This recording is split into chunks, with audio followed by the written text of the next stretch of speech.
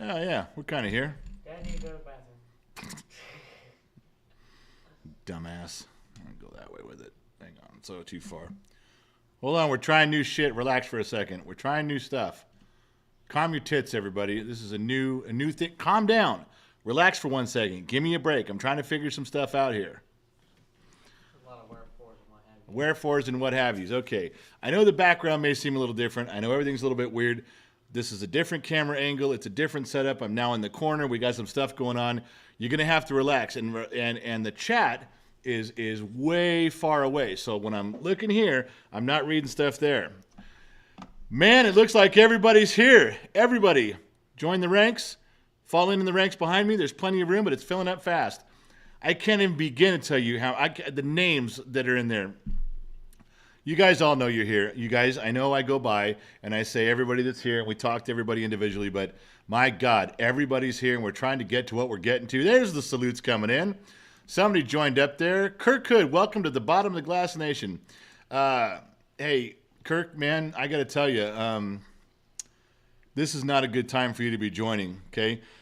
We are all test subjects in the atom bomb. The fallout's going to be bad. I'm sorry you're here. Kirk, you joined right as the bomb's about to explode, and the fallout's going to be bad. You're going to be poisoned for the rest of your mind for being part of this program. Now, you're a grown man, so this is kind of on you, just so you know. All right, so here we go. Let me run down. Let me get some stuff here. I got some notes. Everybody's here, and Harley and Frank and Chris. Nick, Aussie, No-Go. Where's all my beautiful women here? Oh, Miranda's here. Eric Wick, may the shorts be with you, General of the Legion of X. Thank you, Eric. Appreciate that, my man. I do. I'm scrolling back up. There were some hearts in there before, and they weren't for you guys. They were for me. So I'm trying to go back. And get my hearts. I'm trying to get my loving in right now. That's what I'm trying to do. Oh, you guys, I swear to Christ Almighty. Austin Jurgle, my shot glass came in the mail the other day. Been putting it through its paces all weekend. I'm glad you're enjoying it, my man. That's what it's for. All right, so look, let's start this. Let's kick this pig. All right, I'm drinking right now. You got me? You see what I'm doing here? Yes, I brought my training wheels, my wheelie bars, but the truth and the stories are at the bottom of the glass. Now, I have to drink right now to get to the bottom of the glass. I don't want to drink this alcohol. I don't want to. I'm doing this for you guys. Yeah, this is just for you guys. So I'm drinking, and you guys are going to listen. But the point is you guys have to drink. If I drink and lie, you have to drink and accept the story. If you don't drink and believe everything that I'm saying, this isn't going to work. My stories can only be so convincing. The rest has to come from your brain being a little bit fucked up, and you believe me. And we know what that's like. So, for all the whiskey that I didn't get to drink this last weekend, I'm going to goddamn make up for it now. All right? Raise a glass, drink with me, and let's begin.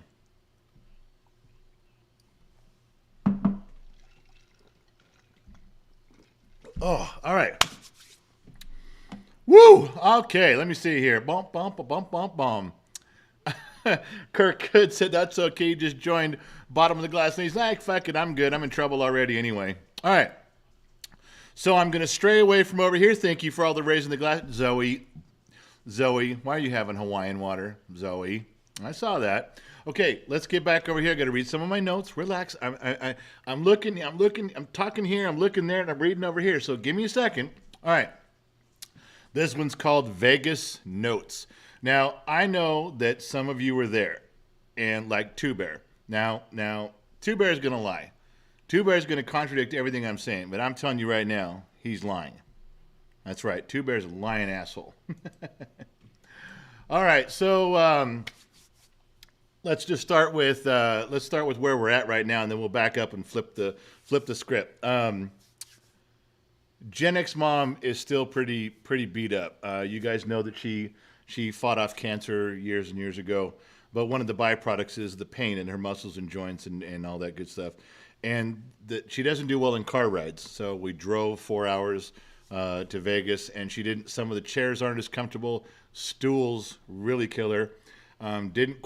She has a routine that keeps the pain away, but as you can imagine, when you're in a hotel room, you can't always do the routines you'd like, so that becomes a little rough. And then she went the next day and did some more. It was just every day was driving in the car and sitting on stools and chairs and doing her thing. And then Lion says he believes Two Bear. Yeah, great, Lion. Well, you're fucking wrong, Lion. You're lying. So she did the best she could, but then the car ride home. Really, if you notice on Friday, she disappeared kind of early. She said goodbye to everybody early that evening. When I came back the second time, she was just dying. She really was. She did her best. She went upstairs, and the next day, 4 hours home. She was in the back seat, laying down, tossing and turning, sitting up. She did everything she could, but it's just been excruciatingly hard last night and today. I almost had to take her to the hospital.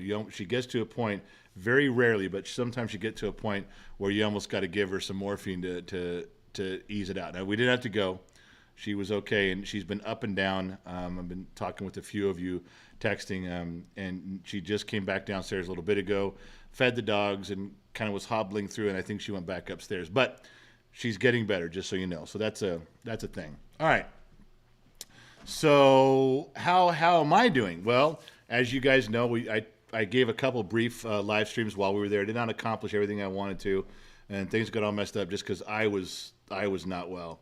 I still must not be well because I saw it was either in an email or it was in a text message. Mrs. Forwatton asked me for Two Bear's number. And she said, would it be okay if you give me Two Bear's number or he gets mine? I'm like, well, yeah. So I asked permission, and I checked with Two Bear, and I said, so what's the gig here? Can Mrs. Forwatton have your number? He's like, yeah, it's fine, no problem. So then I went back looking for that to make sure that it was the right person. I couldn't find where that question was asked anywhere. Not in an email, not in a text message. I used find and looked for words, couldn't find shit on it. I mean, nothing. Nothing at all. So I texted Mrs. Forwatton, and I'm like, did you ask me for Two Bear's number? And she goes, no, why would I ask you for Two Bear's number? I'm like, I'm not sure why you were asking, but I'm sure you asked. She goes, I didn't ask. Now I'm sitting there and not knowing what to do. Two Bear thinks that Mrs. Forwatton's going to be texting him or calling him soon, and she's not because she doesn't have his number because she didn't ask for it. I don't know what drugs I was on, but I fucked that one up completely. What else? Yeah, I had a bunch of stuff planned from the time I got to Vegas till the time I was leaving. I had things coordinated in my brain that were going to happen. I had stories. I had fun stuff planned. I just needed to execute, and I failed miserably. So we'll get to that in a minute too. Yes, as all of you know by now, Dr. McDreamy showed up.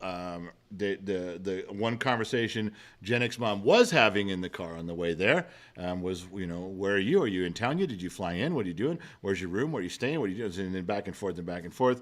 She's just like, those two are just like junior high kids.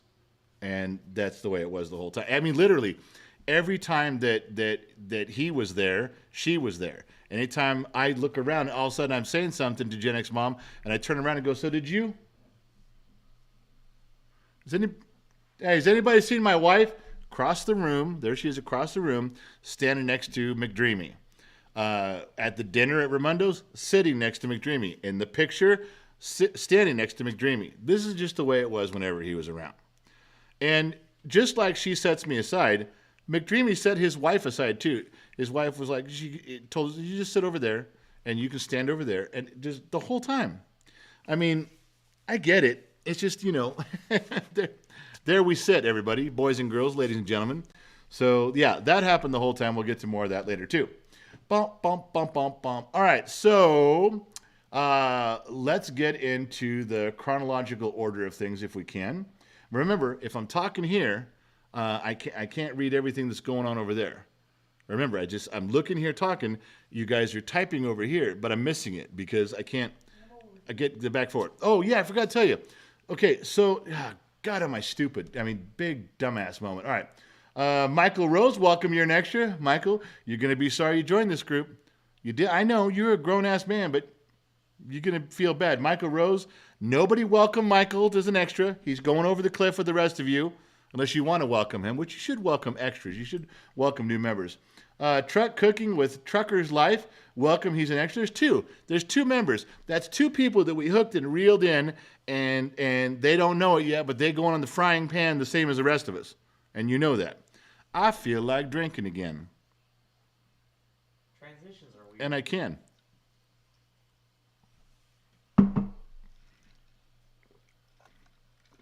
All right. So the new setup is this. Gen Z kid got a wild hair up his ass, and he reset all the stuff behind me. Removed, everything in our little corner of the living room right here. He revamped everything and kept checking and rechecking and looking. Nothing was good enough. He kept saying, just a minute, just a minute, just a minute. Hold on. Dr. Dreamy and I...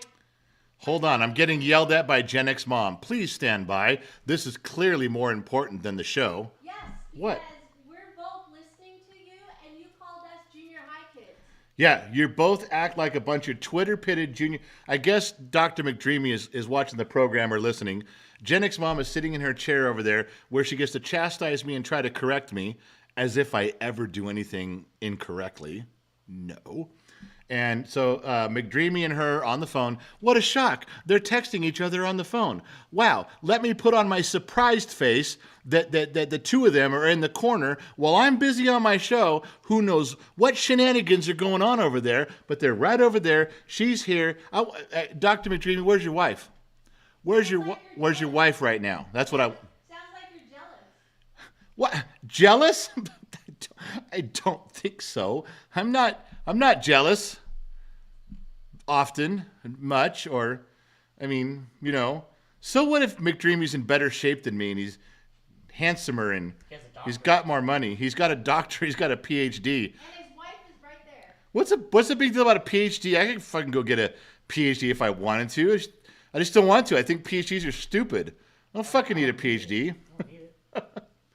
Michael Roeder says you sent me to the woodshed on Facebook. I went there, and the gals nailed the door shut from the inside. It appears someone told me about my past in the woodshed.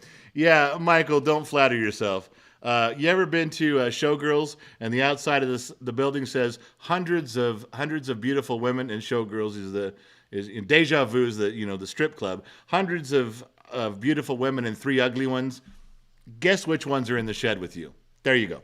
Okay, so back to what I was saying.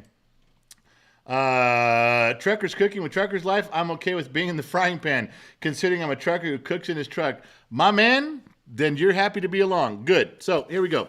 The whole format here is different. What I was trying to tell you is that the background has changed, the foreground has changed, stuff you can't see.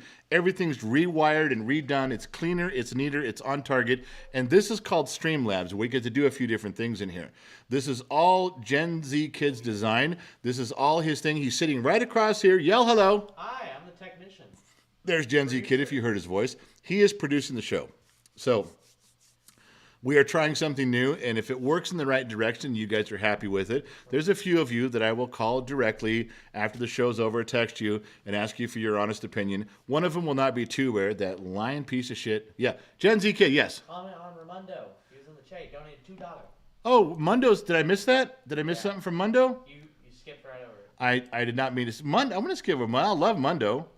And I'm scrolling, looking for Mundo. Lionheart says he believes Two Bear because Lionheart's lying sack of monkey spunk. There's the extra from Michael. I still don't see it. Joe Haney, I own the woodshed. Fresh meat and you can't get out. You nailed yourself in there, Michael, with him. Oh, there's Raimondo Cortez. Sorry about Friday. Had a last minute event. Raimondo, it's okay. We're getting to Raimondo Cortez in a minute. He's on the list. This is going to be a long, beautiful, drawn-out, story-filled live stream. And if that's not what you came here for, then go watch New Zoo Review because it's on somewhere on reruns. I'm the owl, by the way. Okay.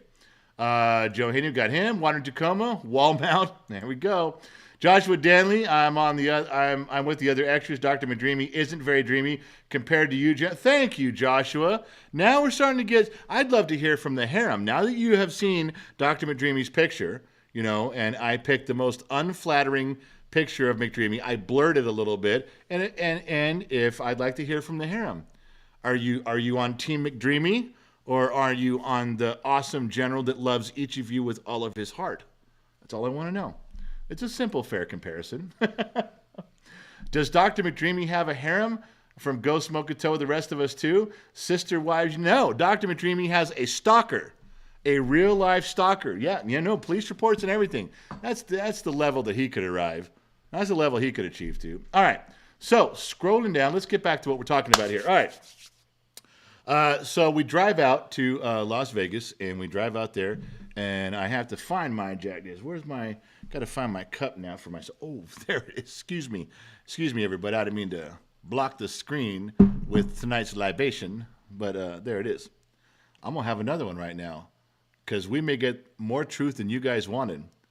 And yes, I know some of you know, but I didn't share it yet. Some of you know that I got a picture of Allie and Gen X Mom in white towels. Yes, I did. And I have it in my phone.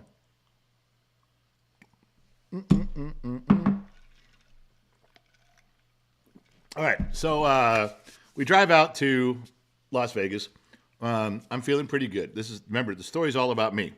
Everything from my perspective. Two Bear, shush. It was a long drive. I didn't really eat very much. We got there. Of course, it's warm across the desert, warm in Vegas.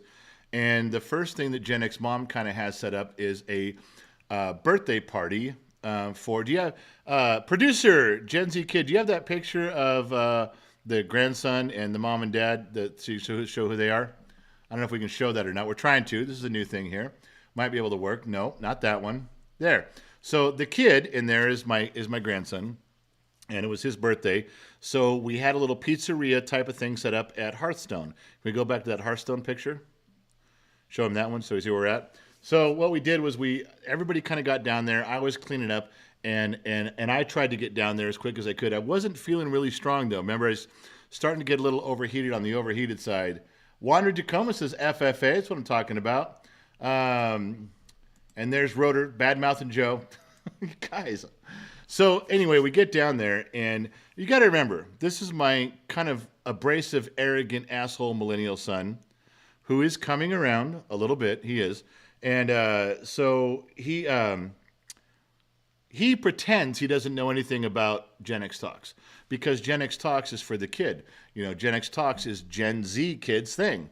So when, of course, Gen Z kid goes to his oldest brother and says, hey, so did you see what I'm doing with Gen X Talks? I'm really trying hard. I'm putting stuff together. And his older brother goes, yeah, what is it called again? Gen X what? And what do you do there? I mean, he kind of always pretends he has this vague notion of what's going on. And, he does that as the big brother to hurt his feelings a little bit. Like, I don't give a shit what you're doing. So we were in Hearthstone. We're talking, and we're trying to fill him in a little bit on stuff he already knows. But we're pretending, well, this is how it started, and this is what we're doing. And the kid and I are telling us and Gen X Mom's filling in the gaps and stuff. So it works out all right. And but he's kind of blowing it off. And that's the picture of the. Can you put that picture back up there, Z Kid? That picture of the dad is the one with the 60s haircut. Yeah, see him looking all dumb right there? Yeah, that's him. Yeah, my son. And so he kind of just plays around like, oh, whatever, no big deal. Gen X Talks. Well, while we're there, he goes. The waitress comes up and says, "You guys are Gen X Talks, right?" And we said, yeah, we are. And she says, listen, a couple of the bartenders really want to meet you guys really bad. Well, yeah, bring them over. So they come over. They're talking. They're shaking our hands. They're talking to the kid, telling Gen Z kid, don't stop what you're doing. Love what you're doing. Blah, blah, blah. And so they get done and walk back. And Gen Z kid just kind of picks up his glass and looks at his brother like, I told you, I'm working real hard at this. I'm trying. What could his brother say at that point when someone comes up out of the blue and wants to shake your hand and meet you and is smiling and talking about your stuff? Not scripted. Unscripted moment. I did not pay the bartender to come over. To my knowledge. Yeah. So we did that. And it kind of, my oldest son kind of like, oh, well, all right. Whatever. But it was a big thing because out of the blue, where there we are in Vegas, and they're giving some acknowledgement to the kid, and the one bartender's like, I thought that was you. Ran right over to the kid. I thought that was you. You're Gen X Talks. They went to me, not Gen X Dad. That's they true. Went to me. They bypassed me, went right to him. But it was a good moment. And I kind of was like, hey, it's me. But look at my dad. Well, he did a good job. He was very gracious about it. Gen Z kid handles those things, situations, with humility and grace, and he's very thankful. And it was good. It was perfect. I need a drink again because I feel like I'm way behind.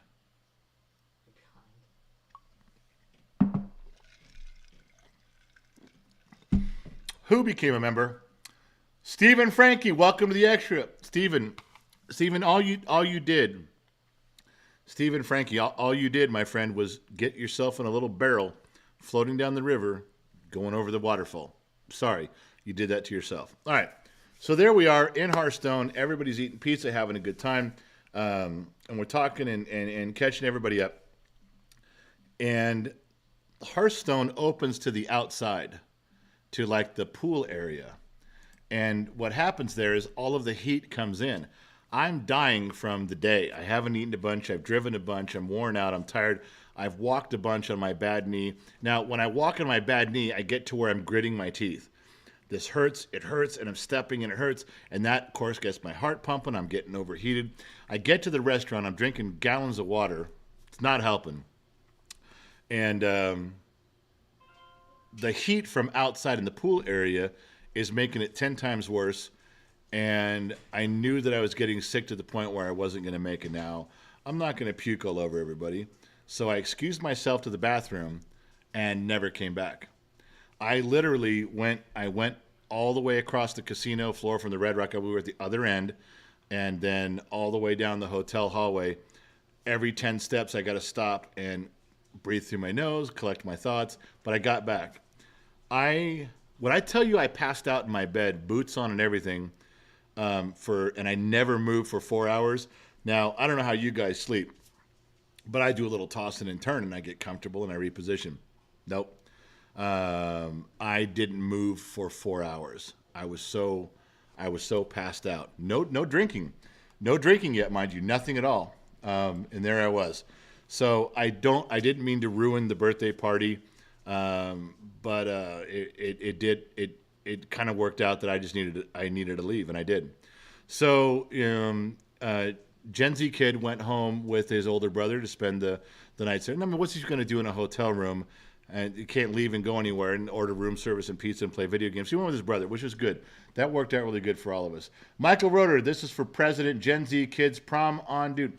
Hey, thank you, because prom is coming up. Michael Roeder, thank you for following along. Prom's coming up, and it's something he is scrambling to get ready. He's behind on his money. Michael, I'm going to help him out. When you give him 5, I'm going to give him 5. I just realized it's 6 days away. Yeah, it's 6 days away. Gen Z kid. Producer is now scrambling over here going, holy shit, what do I do? All right. So the next day comes, and where are we at here? Let's see. The next day is Thursday, right?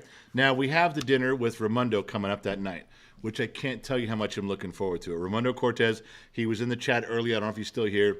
I want to tell you, after meeting this man, I count him as a friend.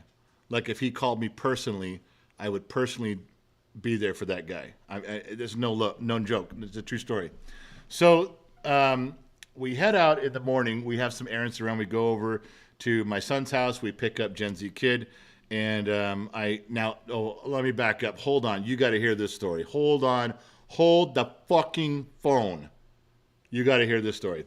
So it's that night. I'm kind of get up in the morning, and 1 o'clock in the morning, and and Gen X mom is not in my bed. She's not there with me. So real quick, I call McDreamy and go, "Is she with you?" He goes, "No." I said, "Okay, hung up." I found her on the couch. She was in the hotel room, but she was trying to stay away from me because she didn't know how hurting I was and how tossing and turning I'd be. Turns out none. But she was there. She was okay. She wasn't with him. She was on the couch, covered up in blankets and sleeping, and she was doing just fine. So I realized that Allie had flown in that night, and I had missed her. I had missed her coming in. So I texted her, said, "Hey, did you get here? Are you here? Is everything good?" And she says, "Yeah, I got to the hotel. I couldn't get on your guys' floor."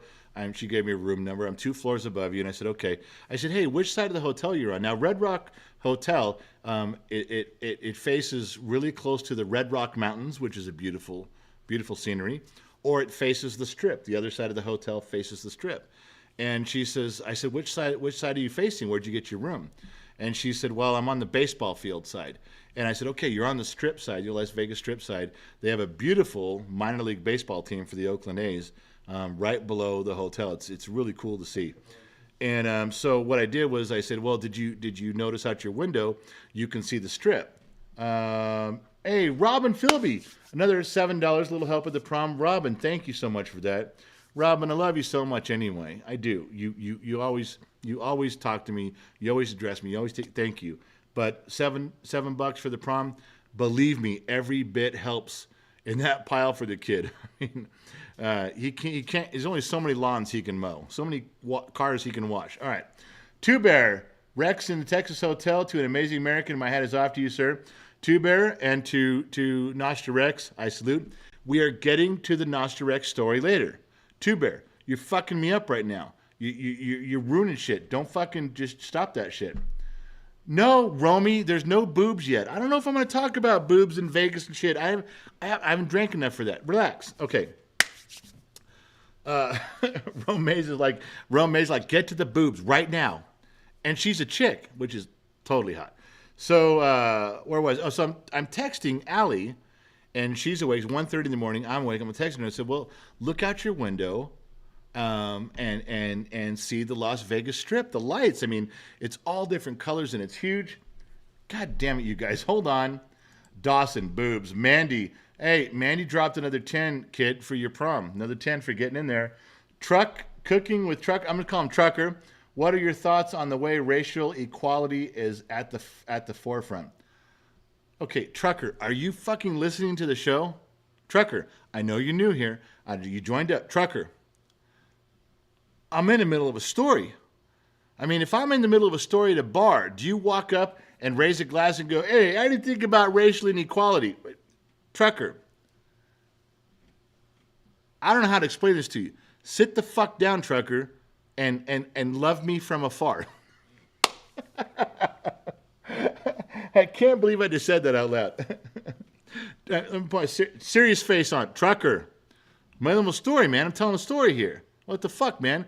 Would you interrupt Joe Pesci in the middle of one of his stories? No, you get shot.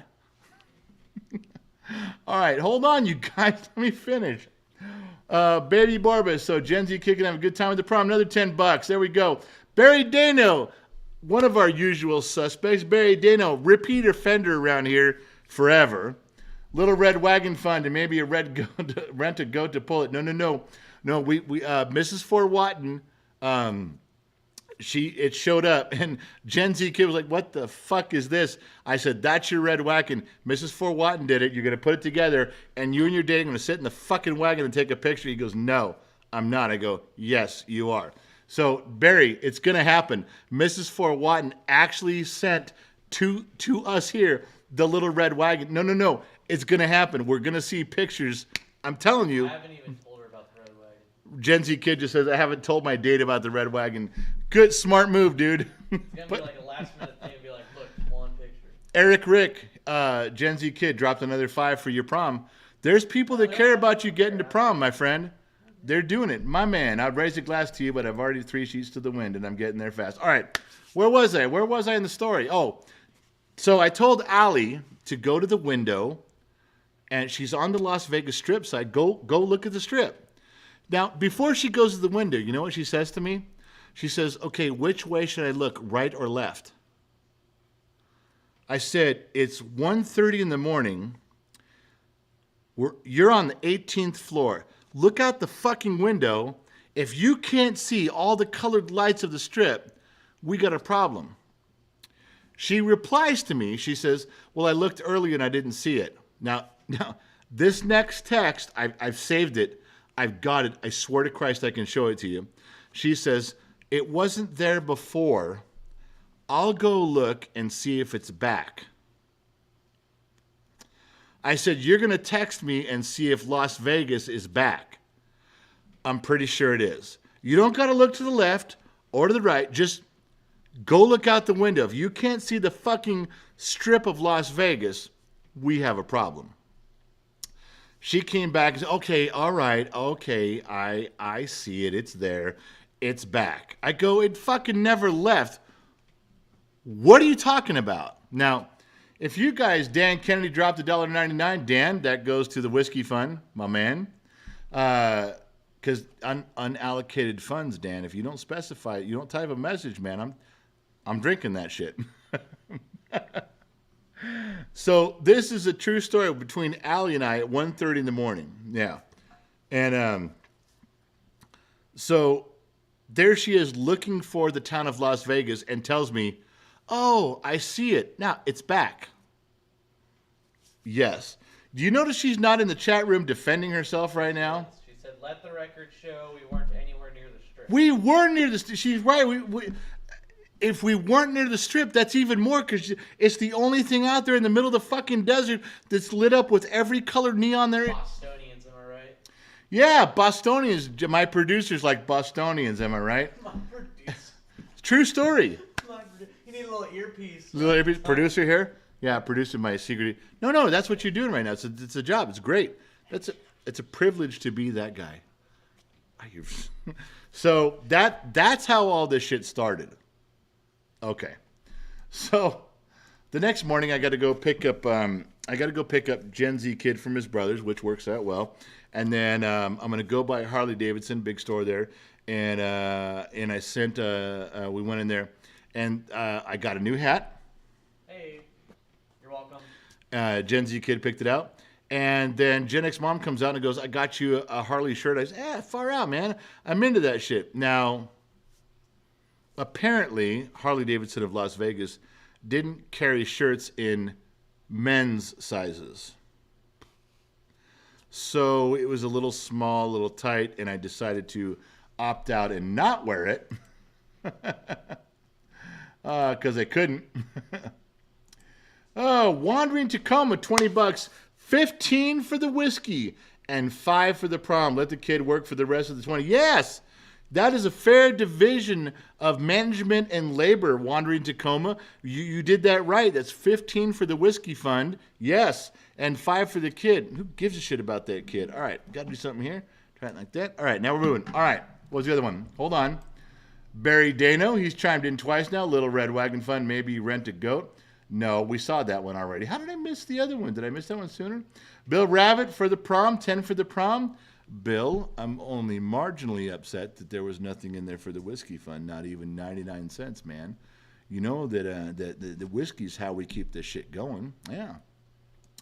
All right, so we got up to where we had the timeline here. We got up to the Harley Davidson store that didn't carry shirts in men's sizes. Pause. Commercial break. Here's a commercial break for you. Some of you know who have followed the program for a long time that, and if you're older, you know the Opie and Anthony show that was on nationwide for years.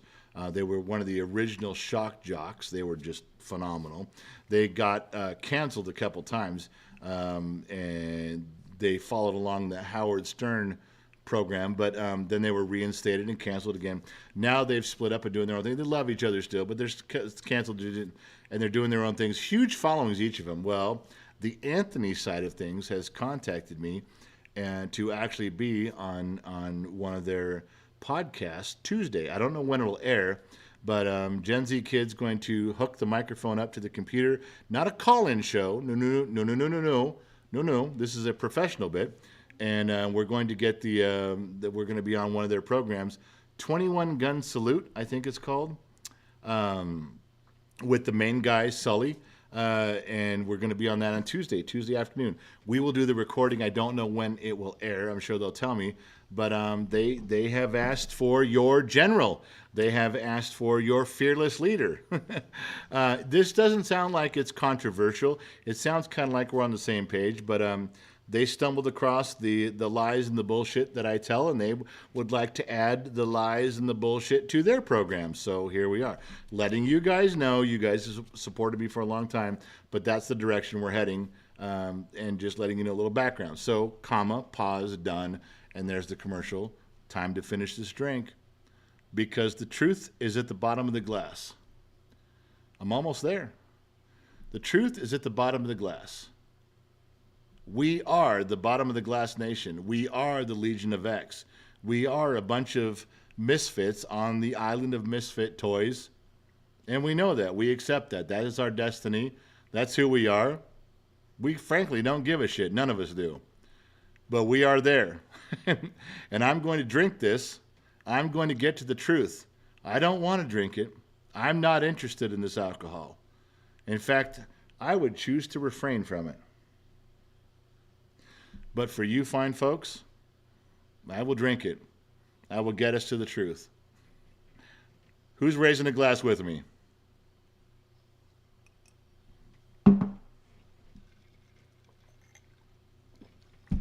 All right, better refill that for the next time. You never know when you have to go. All right. Who did I miss here? Hold on, my screen turned colors. NosterX wrote bullshit bell on that. Well, there's no bullshit bell today, NosterX. You just got to suck it up, baby. Papa's White Cream. Whoa, new name to the program. Dropping half a C note.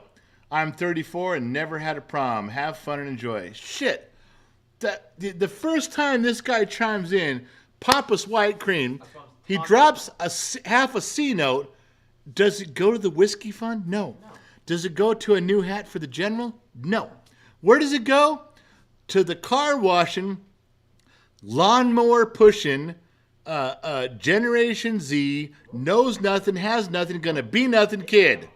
And here he is. All right, Papa's is going to the right where you said. Right where you said. We humbly thank you for supporting the kid and his efforts to have a great prom. Thank you. We really do. Papa's White Cream, everybody. Brand new name to the program. Far out and funky, badass and bitchin'. Michael Roeder, 50 cents for the Coke. The rest for the goat poop cleanup. $5. 50 cents for my training wheels. And the rest goes to the goat cleanup. Well, you know that goes to Joe Haney because that motherfucker's got a shovel. I ain't going near that goat after what he's done to it. Fuck that and the woodshed. Michael Casper, $10. 2 to the prom, 8 to the whiskey fund. Bottoms up, general party on. Now, Michael Casper is my man. Now, Michael Casper is a man of wisdom. He's a man of culture and training. He exercises his mental intellect in a fashion that I completely approve of. And why do I say that? He dropped $10. 2 went towards Gen Z Kid. It's about all he needs.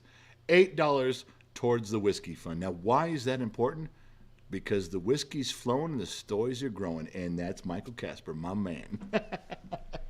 I did that one unscripted and full through. Here we go. All right. JJ Gosnell, a name we're familiar with. Thoughts on coming out to the East Coast and the Whiskey Fund? Hey, JJ, that's coming. That's coming later in the story. All right, where was I? What happened to the Vegas story? All right, my producer is bugging me what happened to the Vegas story. 17 minutes ago whenever we were last on it. So. Producer says that was 17 minutes ago. We got derailed. Hey, that's how we roll around here. We just, sidelines and We shit. don't roll, we tumble. All right, so where was I? Where did I leave off? Since you're so astute with the program, where did I leave off? You left off at the Harley Davidson store. Glad you're paying attention. You don't know shit. Shut the fuck up. All right. I'm the producer here. I knew what was going on. All right. All right. So now we're at Friday, and I texted Allie and said, "Hey, get your ass in an Uber and go to the Luxor."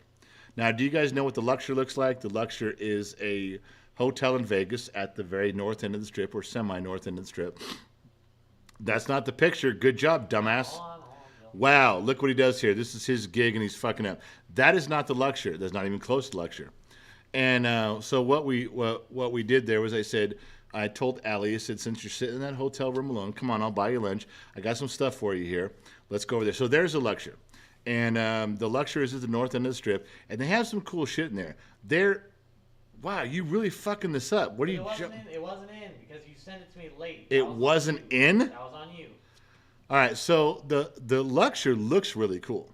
It has some cool stuff inside, but it's basically one of the shittiest hotels ever. I've stayed there. It is one of the worst fucking hotels. It used to be owned by Circus. I heard that MGM bought it. The reason I know some of this stuff is I lived in Las Vegas. There's some stuff I know from back in the day. I lived there. Yes, lived in Las Vegas. Yeah. So we go to the lecture. I tell her to meet us here at 12:30, and what I want her to do is I said just take over and just get there. And we get there from our stuff. We went to Harley. We picked up the kid, and now we're sitting there waiting for her. Now I tell her where to meet us. Now I park in the front. I walk in the front door. There's the hotel. There's the casino. We're all there. I said, just go up the escalators. It's the first thing right there. The Diablo Cantina, the Diablo bar. So it's right there. So I know we got a picture of that coming up for the Diablo bar, the Cantina, not the lecture. And she says, okay, I got it. She shows up, and it takes her like 30 minutes to figure out where we are. I said, I told you, go up the escalator and turn to it's right there. It's the Diablo Cantina, the Diablo bar. It's not hard to find. Big signs everywhere. And she says, well, I came up the escalator, don't see it. Now, I can sit there talking about, well, where are you and where are you going and figure this out. But it was simpler for me to say, just ask someone. Ask anyone where to go. So she does, and she goes, oh, I figured it out. I came up in a different escalator at a different place, so your directions suck. How was I supposed to know you were coming in the back door, the servants' quarters, back where all the trailer park white people enter? I didn't know you were coming in that part. Get your shit together. So she shows up. We sit down. We have a few drinks, and I tell her some stories of some really cool shit that happened when I was there before with Gen X Mom, and I won't bore you with the details, but if you ever want to hear a life-changing people-watching story, I have one for you. Yeah, I do. And Mrs. Forwat is writing this down right now. She's like, life-changing at the Diablo. So I had that's where I had my first drink of Jack for the whole weekend. And then I said, okay, let's go. I got something I want to show you guys. Now, I had been there before, right around the corner from the Diablo in the lecture. But I wanted to take my son there primarily. Now, I'm stuck with Allie because I invited her. But I take everybody to the Titanic exhibit. And I wanted to show them one of the coolest exhibits that I've ever seen. Was that they have a Titanic walkthrough exhibit there. No, not that picture. I said, when I point to it, you said, I will show the outside of it. You didn't send it to me. You did not send that one to me. Wow. Okay. So here we are. I'm telling you, my producer, I'm going to bitch slap him. So here we go. We go in the Titanic exhibit, and it is a very well done walkthrough exhibit. It really is. It's done well. And without boring you with all the details of all the stupid shit they do, I will tell you there's two things that I took my son, Gen Z kid, to see because this is a bonding moment. Two things that I wanted him to stand there and experience. Not only the whole thing, which is very well done, but one of them was they pulled up from the bottom of the ocean a piece of the side of the iron of the Titanic. This is actually from the bottom of the Atlantic Ocean. This is a piece of the Titanic that those Irish ironworkers had sweated together, and you can walk right up to it, and if you sneak around, you could touch it. You can get right to it. There's two pieces on display in the world. One of them, the bigger one, is right here. And I brought my son to this point, and he and I have gone over the Titanic. We had a lot of stories. We watched the movie, documentaries and stuff. So he stood there absorbing this moment, and I wish all kids could absorb historical moments, tons of them, and he did this. The other one was, you guys have seen on the movies and on documentaries the outer deck. There is a place you can walk. They have replicated the outer deck where you can walk on that deck and look out on the stars and hear the engines churning and the water going by. And those are my two favorite moments. Everyone has different parts they like. Gen Z kid, he read all the plaques. He read all the stuff. He saw the dishes and the things. He took it all in. Not less childlike, more adult-like. He really paid attention and got it. Those are my two favorite moments on there. So those were my things that I did. But that was one thing we did. So we did that. Now we get outside and I'm walking through this. So my knee is fucking hurting again. I'm starting to feel bad again. And Gen Z kid had put my wheelchair at the front, which I don't normally use just for sitting, and it got around to the end. So he sat down. I just picked a spot and sat down outside, just to relax for a minute, just to give my knee a rest. And Allie comes out and sits next to me. Now we're in the luxury inside, and when you're not on the casino level, you can see the inside of the pyramid all the way to the top. You can see the whole thing, and there's four types of columns that go up in the corners. And I was just telling her for information. I said, Allie, those are elevators. They're called inclinators because they go up at an angle. They go up at a 45. They're inclinators. And now this isn't a wonkavator. I know you old people with me. Not a wonkavator, an inclinator. And so I was telling her the story of the inclinator. Hey, Tommy Girl dropped 5 on you for the prom. Thank you. Tommy Girl. Now, Tommy Girl's my girl because she goes all over the community threads and everything. She's an active participant in everything Gen X Talks. She is really a supporter of everywhere. She does good. All right, so I'm explaining to Allie. I said the elevators go up at an angle and stuff like that. And then she's kind of looking at it, and she's looking around, and she's talking to herself. And she says this, wow, the elevators, they don't go straight up and down. They kind of go at an angle, a little side. I don't think you stand sideways. You don't have to lean in. You don't lean in the inclinator. You probably stand straight up. So they go just how they're supposed to, and then everything's fine. And she looks back at me. She has said all that stuff out loud. And I said, Allie, you just said all those things, your thoughts out loud. No. What kind of a person would think that you have to stand sideways and leaning in an elevator, an inclinator? No, of course you stand straight up. The elevator moves like this. Not you. You don't lean. I go, Allie, let me help you out, sweetheart. When your brain is working through that shit,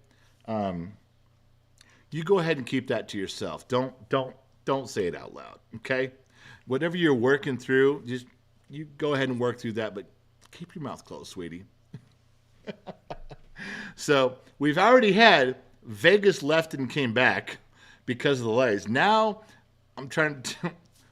True story, she's not here denying it. She's not in there talking about it, is she? No. Yeah, Two Bears is a blonde moment. Completely. All right. So where are we? Now we're up to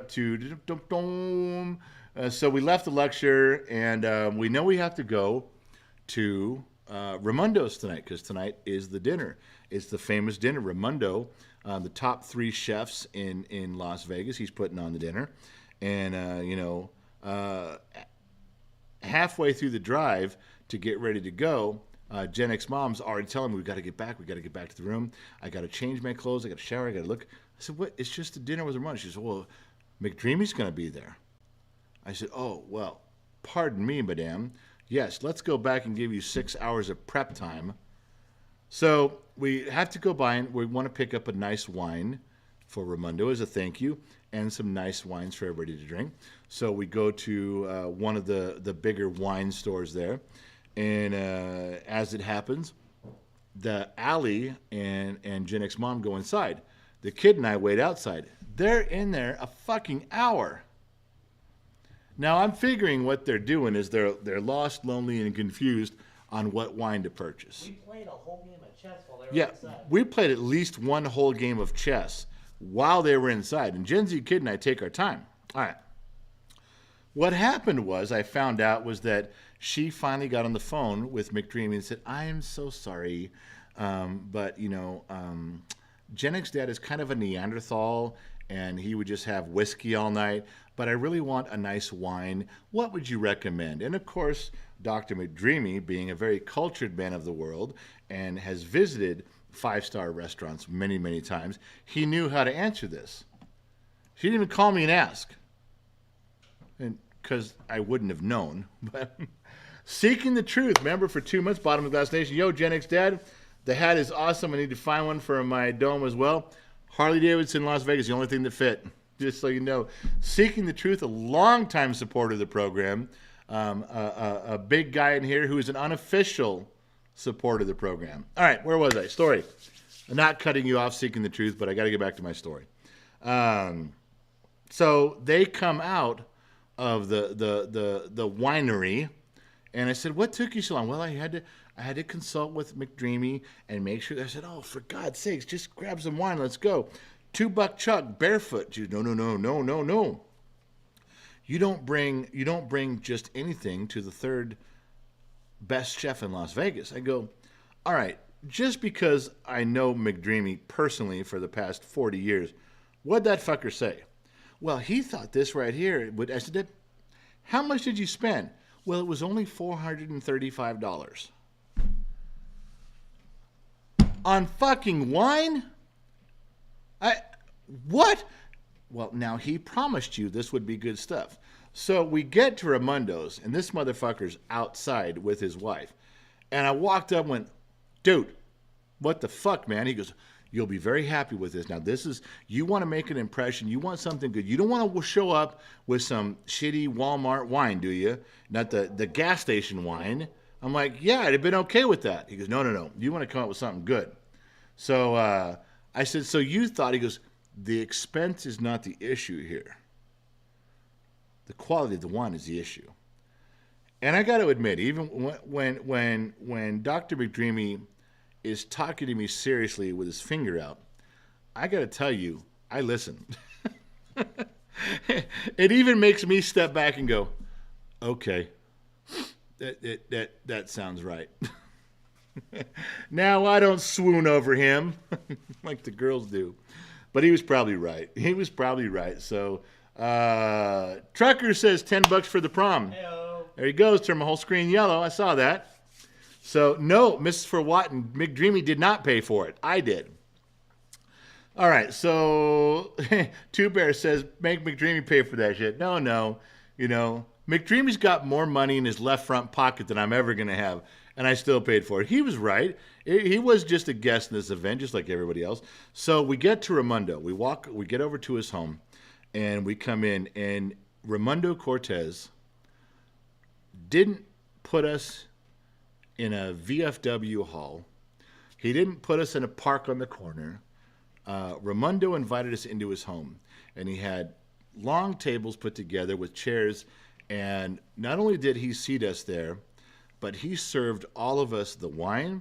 He prepared all the meals and sauces and dinners, and he served all of us a full course dinner. Now, normally I'm not a pinky out type of guy.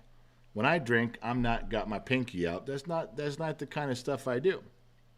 Now, I know what silverware goes with what, but Raimondo served us some appetizers and a meal. I can't even describe how it melted in our mouths. I can't. It was delicious. The chicken there had a little bit of a tang to it, as I say. Now, I know some would say lemon or orange. I don't know what it was. But you literally could take a fork and barely lay the fork on it, and the meat spread on it. It was so good. Barry Dano, send McDreamy a bottle of Thunderbird as a thank you. I'm not thanking McDreamy for shit, Barry. And you shut your mouth. And I think my favorite thing was the chicken, and there was the appetizers, and then he had some sort of a beef. God, I'm gonna fuck this up. Hey, Gen Z kid, do you have a picture of that chicken? Yeah. Hold on. The picture of the chicken he sent right there. Hold on. There was something there we had. Hey, you're gonna ask me for the picture one more time? Yeah, because you're supposed to already have it. So I don't know if it's up on the screen, but the chicken, I know it looks. I'm telling you, that chicken, everyone was fighting over it. That's how good it was. And he made a bunch of, put plates all down the table, but he served that, and it was just, your fork would just fall through it. I'm not a big chicken guy. It was so delicious, I can't even tell you. Then there was the steak, which we don't have a picture of. There was a steak stuff there that was my favorite. I think if I had my druthers, and if you're young, go look up what that word means because you don't know. I think I would have eaten about a pile of it this big. It was so good. The sauces that he put on stuff were so delicious. I couldn't tell you more. Now, he finishes up and he puts down in front of us a bowl of berries and some sort of cream. All right, like I'm supposed to be impressed by some frozen dessert of berries and cream. I looked at him and went, okay, berries and cream. Nah, thank you. Looks like no. I'm telling you, whatever he did to that sauce, that cream that was on there, was the most delicious thing I'd ever tasted. My grandson ate it as fast as he could. Yeah, he was sitting on Gen X Mom's lap, mowing. He was mowing. Everybody thought everything was delicious. Everybody at the table ate everything. And here's this dessert that I'm looking at going, yeah, well, okay, yeah, berries and a little cream, a little shortcake there. Far out, man. I mean, Denny's has that. No, they don't. No, they fucking don't. Not even fucking close. When you taste that, you're like, holy shit, I need 9 more of these. Michael Roeder says, $5. I'm low class. I would have bought a bottle of Ripple and thought it good enough. I know, Michael Roeder, but you don't have a wife. You don't have a wife who's in love with a McDreamy. And you have no concept of the order of dominoes that fall that I need to participate in. Barry Dino, hey, cheap table wine says it all. No, Barry, not here. Not when you sit at the table with Dr. McDreamy and Raimondo Cortez. You have to attempt to participate at that level. Joe Haney, sad I didn't get pics, but more happy the general is back to true form. Joe, we'll get to your fucking pictures later. I lost them, or I couldn't find them, but we'll get to that. All right. Oh shit! I lost the chat. You lost the chat. I did. I lost the whole thing. Hold on. Jamie Smith, $20. Gen Z kid prom, please say hi to my boomer dad. He loves the content. Dan Smith, love the show. No woodshed tonight for me, being polite. Jamie Smith, saying hello to your dad, Dan. Dan, thanks for watching the program. Hey, you got a dinosaur jumping up on you. I know, but the producer is not supposed to be on screen for like technical support. Technical support, So, yeah. yeah. Why are you here? No, you're going on. You're screwing everything up over here, man. I don't know how to get back to my chat. It looks like you're about to send a super chat. No, how do I? It says buy and send. How do I get back to where I'm at? Oh my goodness.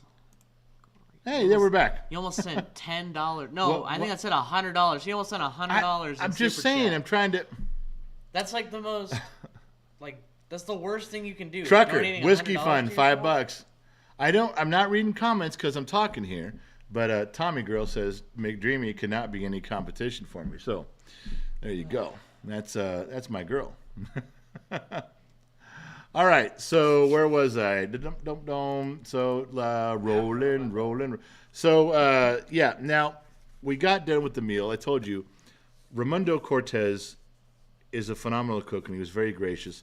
He invited us into his home with his wife and kids there. We took time from them.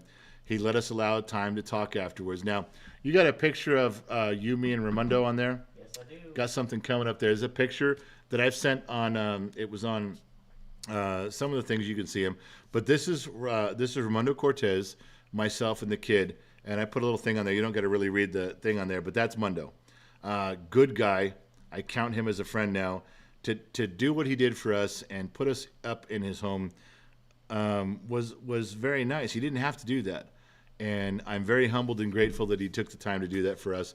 And Raimondo Cortez, I would eat his food any day of the week, anytime, and twice on Sundays. That's how good it was. It really was delicious, and I thank him for taking time to fit us in because he didn't have to. He could have blown us off. He could have said, no, I'm a bit too busy, something came up. He didn't do that. He was a wonderful, gracious host who has the ability to make some things that are super delicious, and I appreciated everything he did. To put that other picture up there, just to show you that we're talking about, I'm not sure if you guys can zoom on this picture or not. This is something that happened here. Brandon Mitchell just got here. Did you win in Vegas? Brandon, we didn't even bet in Vegas. I'm still getting to that. Try to catch up, Brandon. Quit being late. Where's that picture, kid? You got that one of all of us in Raimondo's, the group shot there. I want to talk to you a little bit about that real quick because this is just typical of the entire event. All right, there's the picture. Now, you obviously know who I am, and on your left is my daughter-in-law, and she's wonderful. And then up in the left, you see Gen Z kid. No, bring that up a little bigger like you had that kid. Bring that up a little bigger. They don't need to see me. And you see the kid and Allie. And that's my 16-year-old's way of hugging a really hot 30-year-old girl. Now, what's next is Dr. McDreamy with his arm around Gen X mom. Yes.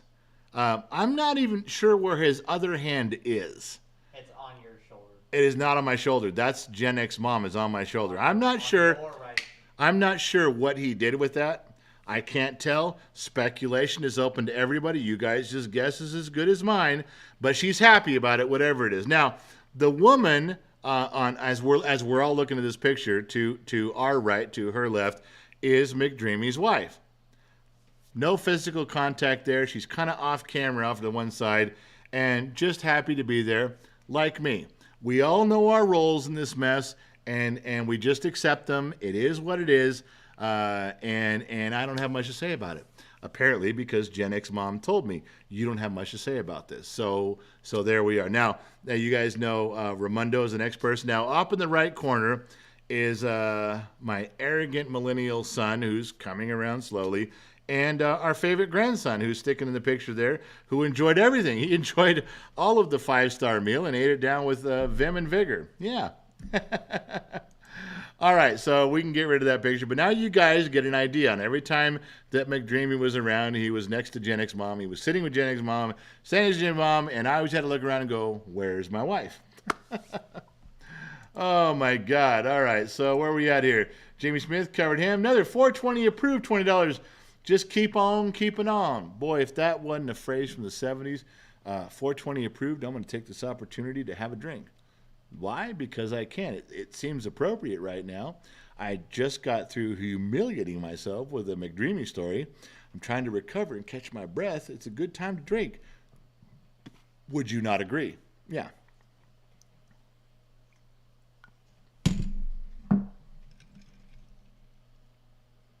Just knocking over the whole setup, aren't you? I keep fucking with the camera. All right. Yeah, you need to put the camera back. I got to put the camera back. My producer's chewing my ass out. What? Which way? You can see. You're the. I'm good, right? We're good, right? Up a little bit more. A little bit more? Hold on, there you go. A little more? Yeah? Just a tad bit. All right. There you go. All right. Tad bit done. All right. So I'm missing all the stuff you guys are writing. All right. So where was I now? So the dinner was wonderful. We all went our separate ways to the hotel rooms and doing stuff, and it was I will never have enough things complimentary to say about Raimondo. It was just thank you very much for inviting us into your home. I'm very grateful. Thank you. So we moved on. That was Friday night. Everybody kind of crashed out. No, there was not a bunch of everybody goes back to the bar and hangs out. And again, now this is the second night. I was feeling my limits. I chose not to drink. I had whiskey there, but I could just feel that I wasn't going to do well with that. So I drank a bunch of water. We had the dinner. We all talked about a bunch of cool stuff, a lot of stories and ins and outs, and everybody getting to know each other there. But I didn't drink. I just, there was something about drinking that night. I knew I'd be over the edge. It just wasn't feeling well. I didn't want to do that. So now we go back, and we crashed out. Now, Friday morning, I think it was Friday morning? Or was it Thursday morning? Friday morning, Gen X mom, she ordered some room service. We got some breakfast there. Now you got to remember with Gen X mom, I'm used to sleeping in cars and in tents, and I will sleep in a dumpster on the side of the road if it's raining and I have no place to shelter. Gen X mom thinks roughing it is a hotel without room service. True story. So we got some breakfast, and then she takes off. Now, Allie and Gen X mom went to a spa treatment. Now, I thought they were going to be there and back shortly. No. They went in the morning and didn't come back till almost 11:30. I'm not sure what the names of the men who were giving them their massages. I'm not sure exactly what happened. I know the bill came a lot higher than I thought, so not sure what house specials and extras they asked for, but they got them. The chocolate-covered strawberries, the champagne. I know. I heard all about it. And when they got Allie got back to her room. Gen X mom got back to her room. They were both rag dolls, just wet noodles, could barely function. Well, we had some stuff to go do, so Gen X mom had to get dressed. I'm sure Allie poured herself into her bed and just slept a little bit because Allie's great with naps. Allie's favorite thing is fucking naps. Anyway, so we ran a couple errands and got a couple things, and then we came back because now it's Friday, and we're gonna do the meet and greet. So we don't do a lot now. I told you about Gen X mom and her cancer and pain. One of the routines that she normally does around the house is in the middle of the day she'll take a nap for an hour or two. She has to. It's a real thing that puts her in a position to do well in the afternoon and evening. So she was dedicated to that because she wanted to be there. All right. So she gets up. We all get dressed. We all get ready. Allie comes to our room. We all head down, and we go to Lucille's. We want to start out in Lucille's. Now, Lucille's is a restaurant. It's got a bunch of different places all over Southern California and stuff, but they have one inside the hotel. And Lucille's, you see the big sign. Kid's got a sign of it up here. He can show you. And if you've seen that sign, it's common. And there's the bar. It looks very much like where we were at. And we walk in there, and you can leave that up for a minute. We walk in there, and I should have prepped. I should have done this ahead of time. I should have talked to the managers before I got there, and I didn't. I walked up on a Friday night, and I said, "Listen, no, Friday night. We came home on Saturday. Shut your mouth, producer." So we go there, and we're going to start there. And everybody knows this. It's been on the website. It's been on YouTube's community stage for a long time. And we walk in there, and we're trying to tell them there could be 10 to 50 people. And the hostess goes, "What do you mean?" I said, "There'll be 10, but there could be as many as 50, but there'll probably be about 10 or 12 or so." "Well, I don't understand." I said, "Well, that means that as you count people walking in, there could be 10. She says, "Well, we don't have reservations for that." I said, "No, we'll just hang out one of your areas. You got closed off areas, or they just open one up, put it." And now the waitresses wanted to do it. Like, "You kidding me? You guys going to be drinking? No real food, and I could make tips? Let me have their section. Put them in my section. Open this up. I'll do it." Hostess was like, "Well, I got to talk to my boss. Anyway, they eventually came back with a no. We said, "All right, then we're going to the bar. You can't stop us from going to the bar." Now, Lucille's has always had a tradition. I've been at Lucille's for years and years and years. Now, not particularly the one in the Red Rock Casino, which their manager was a complete dellhole, wouldn't even come talk to us personally and work things out. We went to the bar, and they have low tables and high top tables. Low tables, we said, "Well, if you've got this many people, you can't be at these low top tables. These are restaurant tables." I go, "We're in the fucking bar. The restaurant's way over there." "Well, you can't be here. You got to sit at the high top tables." All right. So we moved to the high top tables. We're making room for everybody. And what do? "Your son can't be there. He's only 16. "Well, it's a barbecue and grill." "Well, the high top tables are bar." "Well, then let us go back to the low top tables." "No, you can't go back to the low top tables because you have too many people." I said, "You're really fucking this up. We're trying to spend money in your establishment. We're trying to help you out here." He's like, "Well, you can't sit at the high tops because of your kid. You can't sit at the low tops because you got too many people." And I said, "All right, here's a message for you to take." This is an assistant manager. I said, "Here's a message to take back." I said, "Go fuck yourselves. If you're going to be that way, we're not trying to impose. We're trying to have a good time here. We're trying to bring some people in. We all want to drink and have a good time, and you're fucking it off." So whoever the manager at Lucille's is right now, he can go fuck himself. The one in Red Rock. There's one in Henderson, not that guy. He sounds cool. But the one in the Red Rock Hotel, fuck him. And so he wouldn't let us be there. He wouldn't let us. He nickeled and dimed every angle to get rid of us. So we left. But while I was in there, remember, I'm getting hot, I'm overheated, and Lucille's has these two big doors that are kind of constantly open to the outside. The restaurant side is okay, nice and air conditioned. Did you lock up, or I can't see you? I can't see me anymore. No, we're good. Not on this screen. We're not. Just so you know. I'm not sure if you guys are still here or not, but I'm not. On my screen, I can't see shit. See that? Yeah. All right, not lagging at all. Don't start pushing buttons. You literally had to click that one. Don't touch me. Get out of my face. All right, kid was right. So we left. Mrs. Fort Watson said no signal, so something went on there. I don't know what it was. Anyway, so we went out. We were gonna go out. I sent some of the girls out to scout out. I go pick a bar, pick one of the bars that have a bunch of open seats. I'm really blurry now. Do you guys see me blurry? Because That's you. That's you're watching it. You chose. I'm just telling you, I'm blurry. I don't know if you guys see me blurry. No, it's your screen. I Look, see me blurry. Watch this. Watch. Ready? Hit this button. Oh my goodness. You That are is a absolutely genius. amazing. My And kid then is a wait. genius. My kid is an absolute genius. And now it's a live broadcast. Wow. Oh My kid is a goodness. genius. I love every bit of it. Absolutely amazing. All right, so here we go. So I send them out. Now, at this point, we got a few people around. There was a mother that came in, and she says, I don't know who you are, but my son loves you, and he wanted me to get a picture with you and some other stuff. And I said, well, get him on the phone, FaceTime him. So she calls the kid, wherever he was back east or in the Midwest or whatever he was, and he answered the phone, and it's me. And I'm like, the fuck you doing, man? He was blown away and thrilled that I answered the phone, or I was on the other end. It was just great. So we did the stuff she wanted done. He had a good time with that. It made his day. All right. So when we send the scouts out to find a place, as I'm overheating and really bad, I'm still participating. Two Bear's wife comes up to me. Now, she had been looking around at some stuff, and she comes in, and I love her to death. She's beautiful. And she comes in, and I don't think Two Bear was even there for this. And Allie's there, and Gen X's mom is there. A couple people standing around.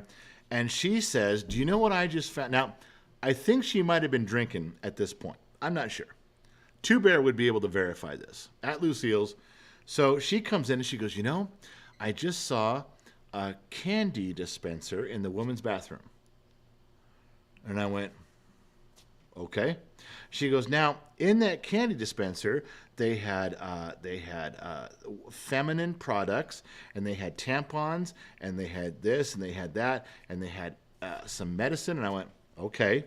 Now I'm not feeling good. She's going extensively about these products. And I said, okay, I got you. We're good. And she looks around, takes a drink of her wine, and goes, in this dispenser machine, there was tampons. And I'm like, okay, you got to quit saying it. I literally, after the third time, I looked at her, called her by name, and said, I love you, but if you say that, if you go down this road of conversation one more time, I'm going to lose my fucking mind. I'm not well right now. And Two Bear's gone. I can't even tell him, dude, your chick's upsetting me. So she drinks and says it again. She goes, there was this dispenser in the bathroom. And I'm like, oh my God, I'm going to die. Because when you women are talking about feminine hygiene, I got a problem with that anyway. I know I've had a lot of daughters, but I really stay away from that stuff. So she starts telling it again. Right as Two Bear comes up, and he's like, I'm going to go this way and look for this thing. And she goes, yeah, there's places all over. And I'm like, you just got to follow him. And she looks at her husband and is like, yeah, but there's places. I said, just follow. And she goes, but the dispenser. And I said, please, before I get sick, follow the guy in the black shirt. She goes, okay. And she went. I love her to death, I do, but she was about ready to push me over the edge because I wasn't feeling well. And one more feminine product commercial from her, and I was going to puke. It had nothing to do with her or the topic. I could have probably handled the topic, but I wasn't well. I was overheated. I was sweating. My shirt, literally, I could wring it out. So we move out to the sports bar. Actually, I went to the sports bar, and everyone's texting their phones going, dude, where'd you go? Because I knew where the sports bar was. I just walked out. So I took off over there. And everyone's texting me, where do you go? Now, this is about the time where Two Bear dialed in that I'm not okay. And I hadn't been okay for the last two nights, but the first night was bad. Second night was marginal, but this night I'm already bad. I'm overheated. I'm done. And I'm sick, and I don't feel good. So I get to a place in the sports bar where I feel the air conditioner coming down a little bit. I'm sitting at a table, And Two Bear gets there, and he looks at me and goes, he knew I was fucked up. And so everybody kind of migrates that way. Now we're waiting for everybody to show up, but everybody thinks we're going to be at Lucille. So I quickly get on the phone, and I posted something real quick about being in the sports bar, picture and everything. And Two Bear's trying to get me to sit still. His wife is putting cold washcloths on my neck, but even with their efforts, it was too late. He died that day in that chair. I didn't die, but it was bad. It was really bad. And I was, if people were talking to me and saying stuff, I was trying to be polite and smile. And I finally remember telling Two Bear, it's like, I got to go, man. I'm not going to make it. So Two Bear, he was excusing me from everybody, and he was right there with me the whole time. The dude never fucking left. Tell you the truth. Barry Dano, you should have said, yeah, the men's room has a candy machine with cheap cologne and condoms. I should have, Barry, but I didn't think that far. So, but now we're in the sports bar, and I'm telling you, Two Bear's wife was really cold water, ice water. She kept putting things on my neck. She was dialed in. She was on the right path, but I wasn't getting there from here. I couldn't. And Two Bear just looked at me, and when I said, I'm done, he's like, okay. So Two Bear was kind of excusing me from everybody, like, you could do this. And I remember walking back. I had all the way back to the casino, up the elevator, then all the way back the other way to the room. And I took off by myself. I didn't know where my room key was. Gen Z kid had a room key, I grabbed his. And I remember about every 10 steps failing. I had to sit or lean against the wall and just wait 10 or 15 more steps and then wait. I finally, Joe Haney, Gen Z kid said you died on the Titanic. I did. That's 2 times I've been through the tour on the Titanic where you get a card. My guy died both times. I'm 0 for 2 on the Titanic. Yeah, Gen Z kid. I was at the sports bar waiting for you. I was waiting for you. I had to run the show by myself. We're getting to that. I'm just saying. So I hobbled back to the room, and remember the other 2 nights before, I'd been there 4 hours motionless. I knew it. If I had 4 hours, I'd missed the whole thing. So I laid there. Gen X mom came and checked on me, and I said, I'm not well. I fought off being sick, and the air conditioner's on, and I'm trying everything I can. And she said, are you coming back down? And I said, I'm going to come back down no matter what. Now, I think I said 9 o'clock or 8 o'clock. Maybe it was 8 o'clock or 9 o'clock. I don't remember which one it was. Anyway, I said I would get up. So she left and came back down and told everybody, Gen X Dad is coming back down. So everybody who had been there and was waiting decided to wait a little longer. Now, I texted everybody and said, I texted Two Bear and Gen X Mom and said, send the kid. I said, send Gen Z kid up for me. I rinsed off my face and my hair, changed my shirt, got on my cologne, 1985 smelling, and the kid put me in a wheelchair and started wheeling me down. And I said, how did things go? I missed an hour or so. And Gen Z kid says, I got it. I took care of it. Now I'm always a little skeptical, but he said, no. I talked to everybody. I made sure I sat with every person. I kept them all entertained. I kept moving from person to person. I was like, well, he sounds like he's telling the truth. That sounds okay. It sounds pretty good. All right. So if you kept him there, let me get down there. Now, even with him pushing me, I'm not feeling good. I'm not walking, but I was struggling walking with my knee so bad, the pain would have just made me grit and sweat, and I would have been a wreck when I got there. But he wheeled me down there. So we get about 20 feet. Everybody knows I'm coming. We get about 20 feet from where everybody is, and I tell him, stop here. He goes, why? It's right around the corner. I said, I'm not showing up in a wheelchair. I said, I'll walk the rest of the way in. And the kid goes, but they're going to think you walked the whole way. I said, that's right. They're going to think I had such dedication. I walked my fat ass all the way here. Just get me to the finish line and I'll walk across myself. So the kid laughs. He goes, all right. So I walked in and expecting people to be upset that I'd missed so much. Because I did. Jesse M. just subscribed. Hey, need no more subscribers, Jesse. Thank you. I walk in. And I expected people to be a little bit miffed that why we drive all the way to Vegas, why are we here, what's going on, and you didn't show up. And it was quite the opposite. Everyone was ecstatic that I show up. I think Two Bear had told him that I was kind of fucked up and I was trying. So I get there, and the first thing somebody does, they put a glass of Jack in my hand. Everybody forms this quasi circle, and apparently, I gave some sort of a toast. I don't even. Do we have that, Gen Z kid? Do you have that toast on there? That video of that toast? I do. So everyone, quiet down. Quiet down. He's telling everybody to quiet down. You ready? All right. Let me. If I don't know if you guys can hear this or not. I'll stand in the middle, ready to watch. Responsibility there. Like it going around. Look at this. Nice. All right. You guys are all waiting for me to say something important, but I'm not very good off the cuff. As you know, my live streams, I stutter and bumble all the way through them. But I will tell you this.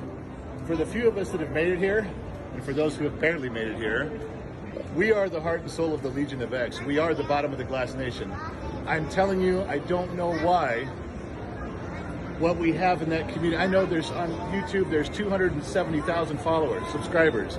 And I also know that in the memberships, there's 1,000. But there's a certain group of us that are like 30 or 40 of us that were always there. You guys are always talking amongst yourselves when I'm not around.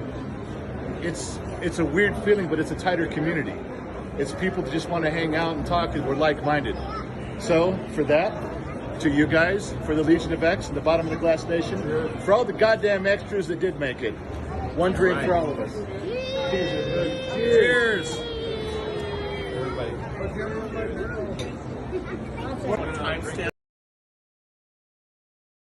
And we're back. All right, so there you guys go. That was the. I was drinking water. I swear. It wasn't vodka. It was water.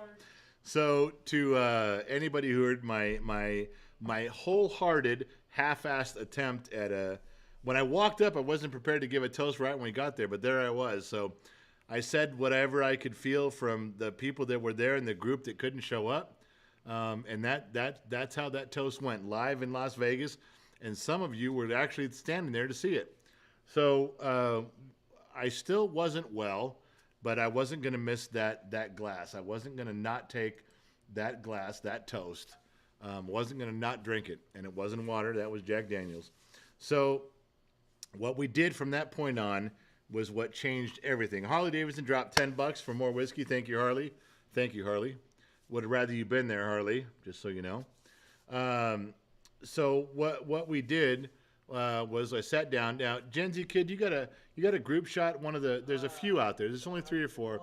You got a group shot in there. He may rotate a few of these as I talk, but we all sat down and there was some drinks and there was some food. Somebody grabbed a pizza, and we just sat around telling stories. And the people that were there, we talked. I made sure that I got pictures with everybody, which I'll show you in a minute. But it became. We settled into the night. Now, side note, Jennick's mom was already hurting so bad she excused herself. She won't be in many of these pictures. She was hurting so bad she went back up and took pain pills and laid down just dying in the room. She didn't burden me with all that because she wanted me to complete the task, but we traded off. So there you can see in that picture that's up right now, that's who we got there? So that's Heidi on the right, me, Gen Z kid, Allie, who was looking so delicious. Nathan standing up. Nathan standing. Was that his name, Nathan? Yeah. Nathan standing up. Forgetting his name while he's even in the chat. I'm trying to figure out everybody's names. It was a tough call for me. Miles there. So we did the stuff there and we talked about things. Now, Gen Z kid, can you move into the pictures? Can you scroll into the pictures that I took? I selfishly took pictures. I wanted to meet each of you. I wanted to talk about where you came from and where you're there. So there was a couple. And there's one that I'm fucked up on. Okay, this was Heidi. I love her so much. She stayed the longest. Now, this girl stayed in there from the beginning to the end, And now she stayed till everyone was gone. This girl was the one who said, I'll come to Las Vegas. I don't need an excuse to come to Las Vegas and drink. I'm fucking there. And she was. She got there early and she stayed late. Now, as you will see in most of these pictures, I have to confess, we cropped them out. I don't like normally showing my big fat ass and my fat gut. But I very much do like including women's boobs. So we had a trade-off. There was a compromise. And I compromised. And Heidi, I love you. I hope you're around. But there's one picture. The kids got more. So that was Heidi. And I did let go eventually. I was hugging her, and I did let go eventually. But for that picture right there, long after the picture was over. So that was one of them. Yeah, we're in the sports book. We're in the sports bar. What's another one we got here? Okay, shit. Kyle. I think this guy's name was Kyle. This was a cool cat. This was a cat who was there who was quiet. He was quiet a lot of the time. He's talking with everybody else, but he's really quiet. And then, boy, when he had something to say, you fucking heard it. He leaned in. He got his ears up and leaned in. I noticed that when he had something to say, everybody paid attention. Notice he got a drink in his hand. The motherfucker drank with the rest of us. He wasn't fucking around like that. He did some cool shit. So I was digging him. I wish he had stayed all the way to the end. I love talking with Kyle. I hope that's his name because I'm really bad with names, but I'm pretty sure it was fucking Kyle. Someone with a K. No, it was Kyle. That's the name that comes to my mind. All right, so where were we?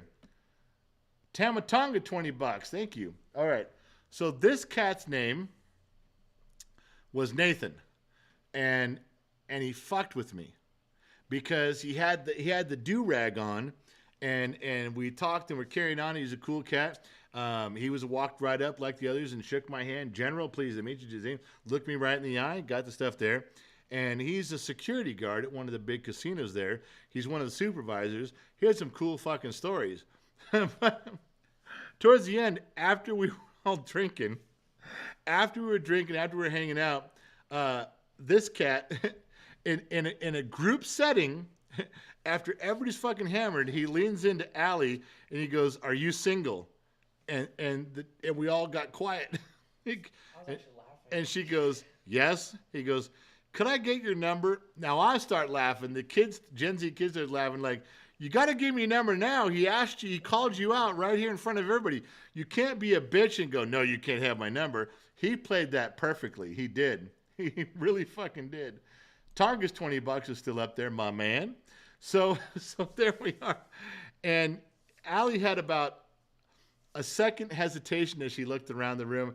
And I was like, you got to give to him. He had the balls to ask you in front of everybody because you could have rejected him, right? You could have rejected this dude. So you could have rejected him in the middle of that. So she said, "Yeah, sure, you can have my number." And remember, this dude kind of was fucking with me because he took the do-rag off and his hair was really fucking long. Well, and it made me think there was two people there. Yeah. Okay. Yeah, come on. I have a little Producer, bit of that. go I have ahead. a little bit of that. So he had the long hair because he was going to donate it. You got to get in here. I am in here. Yeah, I don't see you. It's delayed. Okay. So he was going to donate it. So you got to give him that. Okay, that's why he had the long hair. What are you talking about? He was Nathan. He had the long hair. Because he's going to donate it? Yeah, eventually. So Okay. see, look, I'm on the screen. Okay, you're on the screen. Shut up. You're not even watching it live. I'm not watching it. I'm trying to. Oh my goodness. Okay. Go. So as soon as Nathan leans in and's like, "Allie, are you single?" I start busting up laughing. You did, but you held it back. I held it back, but I'm like busting up laughing because he literally, I'm in between. I'm sitting next to Allie, and he's right here. But he leaned in across everybody. Like across me, especially because he's like right here while he's saying it. It's like right in front of my face. Yeah. And he goes, "Allie, are you single? I'd like to ask if you're single." And he even told everybody. He announced, he's like, I might be putting myself on blast here. He And I was did. He like, did. oh He my denounced goodness, it. this guy- He covered. This guy had balls. I was Balls. like, wow. Cojones grande. Cojones grande. I was like, wow, this guy right here. And I knew Allie was gonna say yes because Allie isn't gonna say no. No. Like, No, she had to. And Allie just said yes, and that was. And gave him the number. Gave him the number, the whole thing. But I just remember, like, as soon as he said it, I started busting up laughing. I look at Allie, she's just like, straight face, poker face, like she's done this before. Yeah. She Oh knows no. what's gonna happen. Allie's done this before. And then Okay. I'm last thing. Yeah, I go ahead. finally started like laughing out loud as soon as I made eye contact with Gen X Dad. Because as soon as I made eye I contact, know, like, don't laugh. He 'Cause looks I at me and he know. lost his shit. we were dying. Anyway, back to To be fair, my oldest son was sitting next to it too, and we all kind of looked, and he was just dying, and we all started laughing. I laughed in a very courteous fashion, though. I have to say that I was very nice about it. So he got the number, and he did his stuff, and he left, and everything was good. What am I missing here? What? Just say it. on the screen, you know. Oh yeah, queuing you up. no. I'm not there yet. Oh man. So the guy gets the number, and I'm telling you, as a guy thing, the dude, as soon as Allie gave him the number, and he nicely, gently shook her hand, he leaned in across the whole room to do this. Cojones grande, you got to give him props for that. But I mean, the dude popped a boner and walked out of the room thinking he had conquered the 7 Seas. I'm serious, he did. But, and you know, Allie, like Gen Z kid said, she had a poker face on. Okay, Allie's fucking hot. Let's all get over that fit. She's fucking smoking hot. Huge smoking hot. She's done this before. She's had guys that she's never going to call talk, guys she's going to call talk, in between maybes. No, Allie's done this before. She was smiling. She was nice. And I have no idea what her intentions were. If she was going to blow this guy off, if she was going to talk to him in the future, I don't know. I had no idea. But she had the look. She'd done this before. She had the look.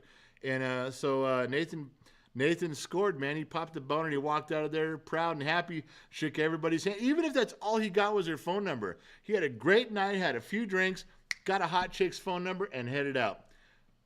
Nathan had a win that night. When he went home, he put a W in the column, period. And I'm with him on that. Did good. All right.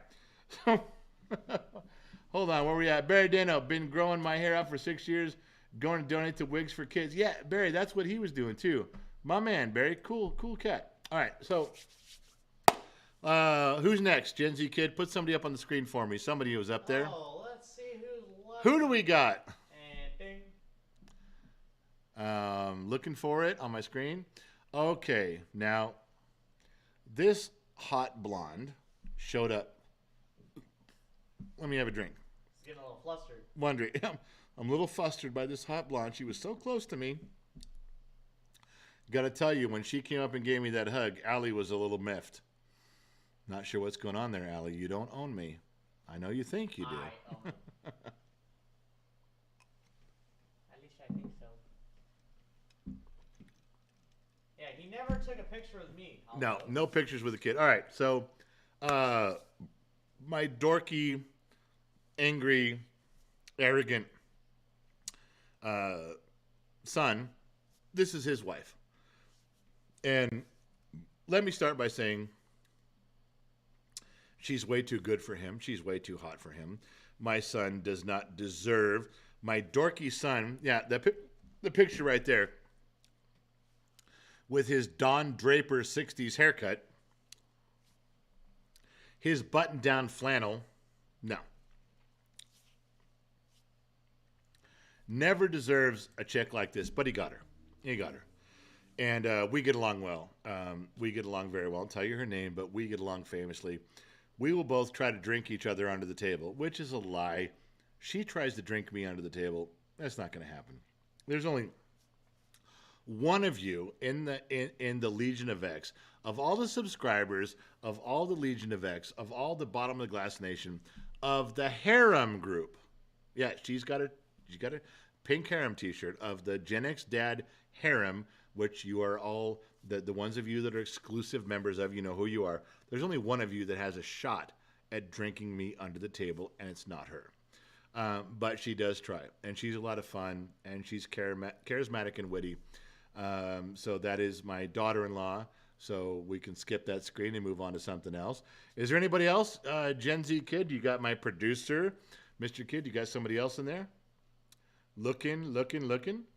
Well, yeah, that's Gen Z Kid with Two Bears' wife. Now, I'm not saying that Gen Z Kid at 16 is starting to put the moves on every girl that walks by. I'm not saying that.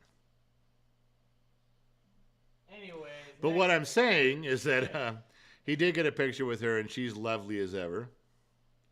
Anybody else? Was anybody else there? It's loading. You probably don't have it on live broadcast. Okay, I do have it on live. Shut your face. Okay, so that is a Gen Z kid being center of attention there, and on the left side of the picture, that's Heidi, and on the right is your Lieutenant Colonel. That is Two Bear. That is Two Bear with all the age and mystery and suspense that goes along with that, man. That's Two Bear. That's Two Bear again right there. That's my man. That's the right-hand man. He's the one who keeps me in line. He's the one who covered for me. He was my wingman. He performed every duty that was known to God under creation and did it with glee and charm and style and grace. Now, the other picture that the kid had up, which we didn't get to that, he took it off too soon. The other person in the picture, if I got the names right, I'm really fucked up with names. That other picture, the person in there was Anthony Tony. I think he goes by the name Anthony. I think he's been in here tonight. There he is. Now, that man was in the picture before. I didn't even take that picture, but this is the picture with him and I. This is the selfish one. These are my pictures. I wanted these. I wanted to meet everybody. Anthony Tony stayed almost to the very end. That cat. I want to tell you that you all know people like this. There's a dude who just sits back and drinks and nods and carries on, and then when he has something to say, it's fucking brilliant and funny and informative. He didn't talk the whole night. He wasn't running his mouth to shit. He would listen and he would participate, but when he said something, you fucking knew that dude was there. I got to tell you that I had more fun staying with him across the table. Ask Tony if we weren't across the table from each other a bunch that night, talking a bunch of cool shit. And he was the one who remembered a bunch of stories. You got to hand it to him. I mean, Anthony Tony was there, drove all the way, showed up, and hung out. I couldn't be more pleased with this. This is going in my fucking scrapbook. All right, Gen Z kid, who else we got? We got somebody else on. Who else can we put on blast, as you say? Somebody else got to be there. We're not done yet. Mrs. Fort Watton says, handsome couple. Mrs. Fort Watton, do you want to be the first girl that I ever gave the bird to? Oh, my God. You guys got to stop this shit. Oh, I'm telling you, it's bumfiggly. That's right. These kids taking. Oh, we're back up. All right, so. No, you're just lagging. You're just talking. I bet if I walk over there, you're really screwing up. No, I'm live. You can't see I'm Ready? not. You are live. What is going on then? You're not watching. I'm doing the best I can. No, you're not. I'm trying. Your best is not enough. I'm gonna have to try harder. Producer says try harder. I'm gonna flip this whole table. Lashing's going Whoa, on. calm down. I'm doing my best. This whole thing. First, you don't send me the right Titanic picture. And then Wow. whole You know, the thing's producer's going job is to downhill. complain about nothing. All right. So this picture right here. Executive producer. No, you didn't earn that title yet. Then who's my executive producer? There's nobody over you. Just It's sucking just hind me. tit. It's just Yeah. me, executive producer. So this picture right here, I'm going to spend a minute on it. I got to tell you, this is Miss Liz. Now, I first met Miss Liz in person when she was at Two Bears classic car show in Fontana. And she drove all the way out there and saw the cars, but she came up and waited and spent time talking to me specifically. I would never forget her for that. And we've texted back and forth since then. Completely professional. And then she shows up in Vegas. Now, I'm not saying when I first met her she looked bad. She did not. She looked good. But there was something about that night, the earrings, the hair, and the shirt she was wearing. But when she showed up and walked up to me, my heart skipped a beat. I'm just telling you, it did. Now, I didn't quite consider leaving Gen X Mom to run away with Miss Liz, but I'm telling you that I noticed her. I did. I say it out loud. I did. And we talked for a while. She has some ideas about what to do with Gen X Talks and a program and things we can do, places we can go. It's wonderful. Now, this is also Miss Liz who, she got some stuff. I mean, she knows some people. She knows some things. I'm telling you, she knows the seedy sides of the world and she knows the glamorous sides. And I'm not sure where she's putting me yet, but she's got a column in that, and I'm going to fit into it somewhere. But she's wonderful. Miss Liz was there for as long as she could be, and she drove all the way out from the L.A. area to be part of this. I couldn't thank her enough. I really couldn't. Okay. And she's wonderful, and I love her too much. And she already knows this. I get off my phone and text her right now and go, Liz, I love you too much. She'd know. She'd send me a smiley face. Yeah. Okay. Producer. Now we have evidence that Two Bear is going in the woodshed for being weird. We have evidence that Two Bear is going in the woodshed for being weird? We have evidence of Two Bear. Look at your screen. Two Bear is What's going on my in the screen? Woodshed. Oh, I know. So, oh my God, leave this up. Yeah. We're going to talk about this for a little bit. Now, I hope Two Bear's wife has already gone to sleep. And I don't want to ruin my man card about fucking with another guy. I don't. But Gen Z Kid brought this up, so it's got to be said. So, Two Bear, in his drunken hiatus from reality, which is what he was on, sends me his film roll. Here's all the pictures I took. Here you go. Do you know how many pictures of Allie's feet just happened to be on Two Bear's roll? Don't know that I can count that high. I can only put one on. I can only put one up, but we won't disclose that. But there are pictures that he intentionally took of Allie's feet. Now, if you have a foot fetish, I'm okay with that. I know that on Pornhub, that is a completely independent category of 70,000 films. I'm okay with that. Two Bear, you do you, baby. You do you. But I gotta say, there's a little something there, something going on with Allie's feet. Now, if I had to weigh in, I don't think you should do that, though. I have seen Allie's feet without shoes, without any window dressing at all, and they are stunning. I have seen Allie walk around barefoot, and it's one of the hottest things you'll fucking ever see. In fact, one of the greatest moments of my adult life is Gen X mom and Allie walking around a hotel room barefoot. I'm with you. But to take the pictures and then send them to me, I'm kind of getting some mixed messages here.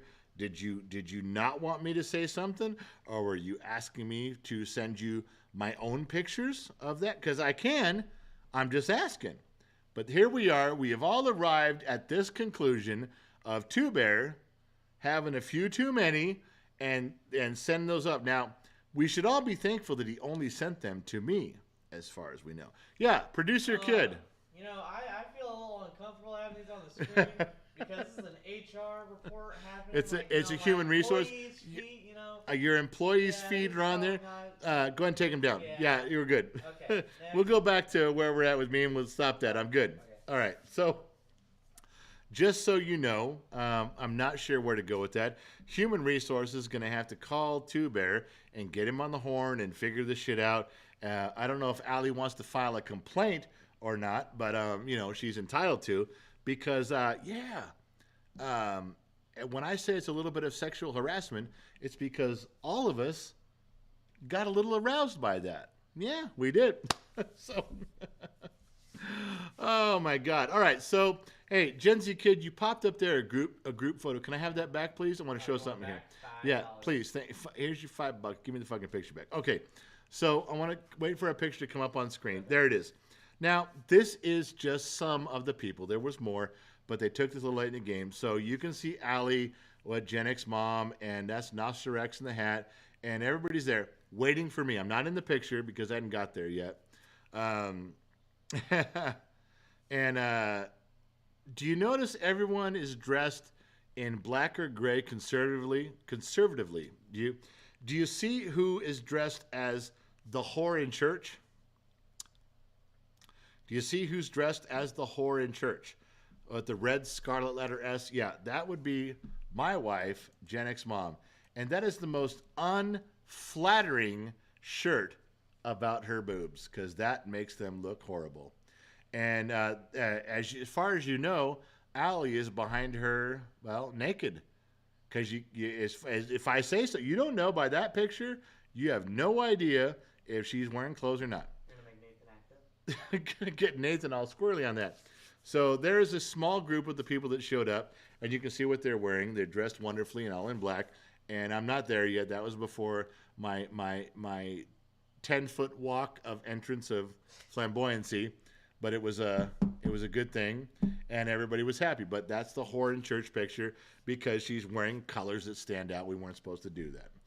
All right, so where are we in the story? Do you have any more pictures of anybody that showed up, Gen Z kid? Because I'm going to keep drinking, and you're going to keep showing. Here we go. I'm having another drink right now. Who's drinking with me? Is anybody drinking with me, or am I alone? Hold on.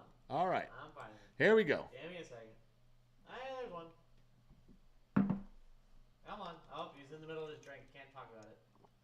He's gonna let it. All right. So, I broke my rule. I broke my picture rule. I took a picture with Allie, who is stunning and gorgeous. I don't need to tell any of you this. And I broke my rule. I only show my big fat gut when boobs are involved, and I lower it down so you... I didn't do that this time. No. I am denying you, all of you, Allie's boobs. Yeah. You know why? Because I am entitled to be a complete asshole. And my producer is over there nodding his head like, yep, you are. So all you get to see is her gorgeous smile, my firm grip on her shoulder, kind of the you are mine thing, which she didn't seem to mind. I'm telling you, guys, you know when girls resist, when I grab her by the shoulder and pull in and they kind of sink into you. Yeah. Men, guys, we know. And that's what happened. She can deny it all she wants. But I'm telling you, Allie was absolutely stunning, gorgeous, and a key instrument to how everything went. Everything from helping with the wine and Mr. McDreamy Helping? all the way to the end. Yeah. Helping? The Gen Z kids is helping with the wine. Yeah, she does drink wine. Glass after glass. Okay, so what do we got next there, Gen Z kid? Oh, we're running out of material. Running out of material. We're going to run out of things to talk about. I'm going to have to make some shit up. Who else was there? Okay, hold on. Elizabeth Rojas. I will not show you that. There we go. What we got now? Bring some up for me. All right. Let's get into this, man. Leave this on the screen, producer. I have to tell you all a story, a true story, about a man that has become a legend. Not only did this man serve our country in the Marine Corps, to which we all owe a debt of gratitude that we could never repay. Should he ever have to pay for a drink at a bar in America? No. Ever. And this man, a month or so ago, emailed and talked to me or Gen X Mom and said, I'm building something, I'm making something with my own hands for the general. I'm building something, I'm making something for Gen X Talks, and I want to send it to you.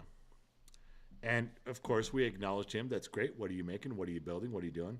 And his name in here is NosterX. If you see him in here, it's NosterX. That's the guy. Okay. The day we left for Las Vegas, which I think was Wednesday, he was, I'm going to fuck this up a little bit. He was instant messaging or direct messaging, I think, on Instagram, Facebook. Producer Gen Z Kid says Instagram. And he was relaying to Gen X Mom, I've made something, which we knew, and I want to get it to you. I want post office and get it to you. And all of a sudden, Gen X Mom looks up at me from across the room and she goes, hey, you know NosterX? And she said his real name because he had told her. I said, yeah, I got the guy. I'm cool. And she said, you know the thing, he was making something. I said, yeah, I'm looking forward to it. What he's making something. I'm in. And she said, he just got in his car and decided to drive to Las Vegas. And I went, From. what? He said, no. He decided. He even said the words, snap decision. I'm filling up my car. I'm heading in. And I went, oh, well, far out, man. How far is he come? If he's 100 miles away, 200 miles away is a kind of a big deal. If you're 200, 300 miles away, that's a hell of a drive to give me something. And he told Gen X Mom, I want to hand the general this thing I've made in person. And he left from Missouri for Las Vegas. The man on your screen drove 2,000 miles. I don't know what it is. He fucking got in his vehicle and left. Left his wife, left his home, got on the fucking road, headed west. Now, during the live streams that I did from there, he chimed in, and a lot of you were part of that. A lot of you know that a lot of you were cheering him on. Go, man, go get your shit, go. And we talked about everything he was doing. True story. Now, I didn't know what to expect from the man or the gift. I didn't know if he was going to make it. Cars break down, things happen. He had my personal cell phone. He was sending me a few updates. I was always very gracious about what he was doing. We fucking made it. In fact, he was there before I was because I was having issues about being me and showing up and getting there because I wasn't feeling good. But when I finally came downstairs, that man walked right up to me, shook my hand, looking me directly in the eye with the respect that, truthfully, I owed him. I did.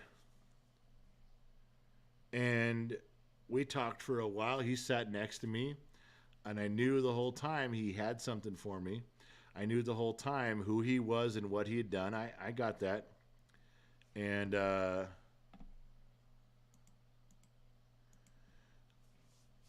I was humbled and grateful, but just waiting.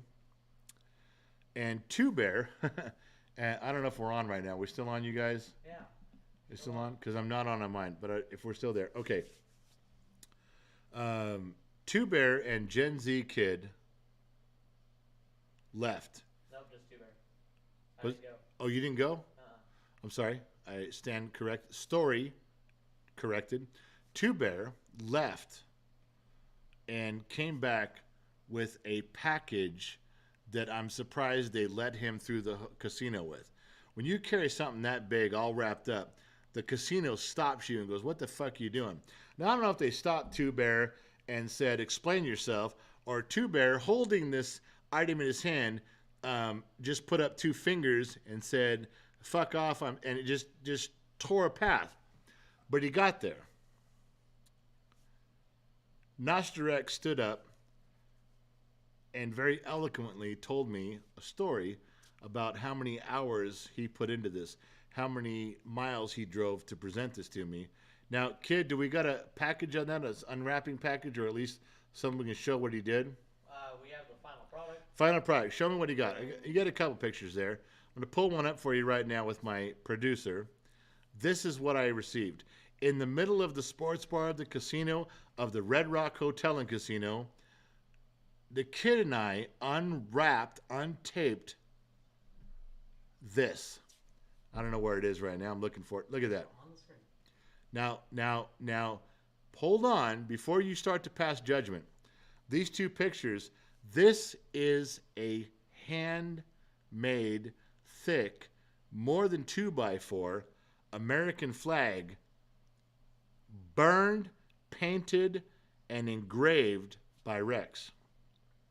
It has his autograph and a passage on the back. If you can see right there, bottom of the glass nation, which is all of us. No. He included you in this. He included all of us. Bottom of the Glass Nation on the red stripe in the front of it. Now there's an inscription on the back with his signature, his autograph, his name. Well, don't need to get into that. The important part is he made this. He trucked it 2/3 the way across the fucking country to present this to me in person. Now, I enjoyed shaking every hand of every person that made the drive, that made the commitment. Some close and some far away. But nothing meant more to me than a Marine Corps veteran bringing me a handmade flag, including all of us in the Bottom of the Glass Nation. I'm going to pour a drink right now. I'm going to let you know that this flag right here behind me, this is it.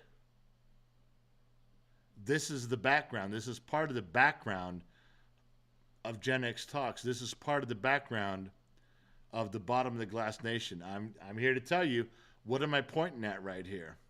Right there on that side. Let me get out of the way. That's the flag. Right there. That is the flag. That is part of the Bottom of the Glass Nation. That is going to be with me amongst the other stuff that you guys have given me from day one. And yes, I'm appreciative of what you guys have done. I'm appreciative of what you guys have said and what you guys have sent in the mail. But this man, at his own expense, NosterX, fueled up his car and drove 2/3 across the country to present this to me in person with a handshake. I don't know that I will ever find the words of gratitude, humility, and the fact that a veteran of all those years who served our country in capacities that I did not, I don't know that I'll ever find the words to convey to that man. But at one time, we were sitting next to each other and we were talking about it. And we shook hands at that moment. And in a glance, he told me, he goes, "You don't got to say anything."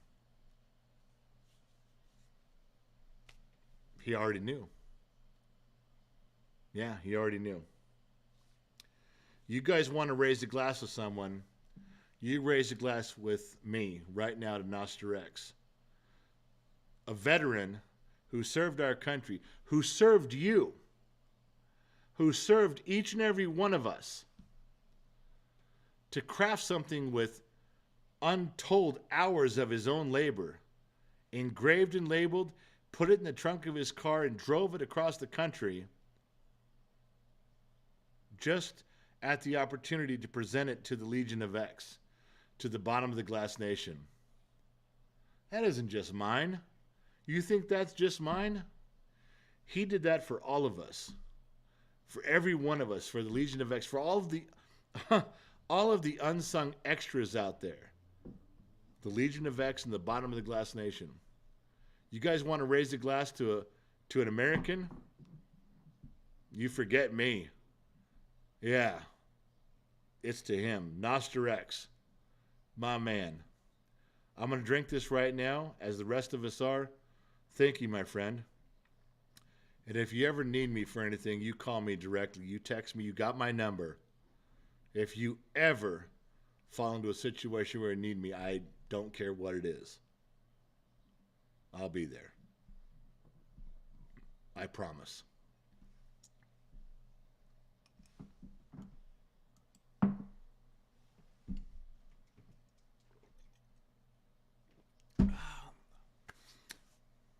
I don't know how to transition this to something else. I don't know how to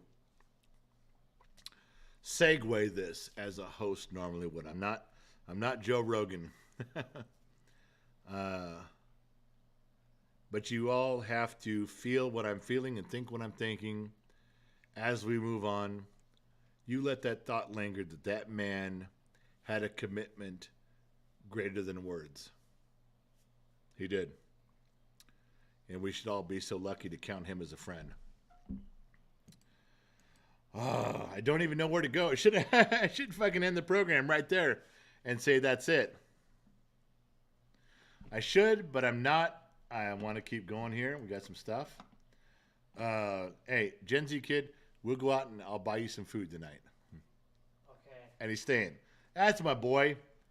All right, so This one button. I'm in control this time. that's right. Gen Z kids in control. I have nothing. You're getting food, right? You're shaking on it, right? No, a shake on it. I'll tell you what you want to do. Right, shake right now. Shake on it? Yeah, Okay. what you and want. stream.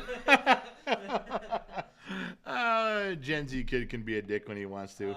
Being a producer is hard. Oh, all right. So let me run through my notes. I had some highlights here. We talked about Raimondo. Highlight. NosterX. Big highlight. I made some notes here. Boom, boom, boom, boom, boom. All right. So we talked about that. And what I missed. Rez made it.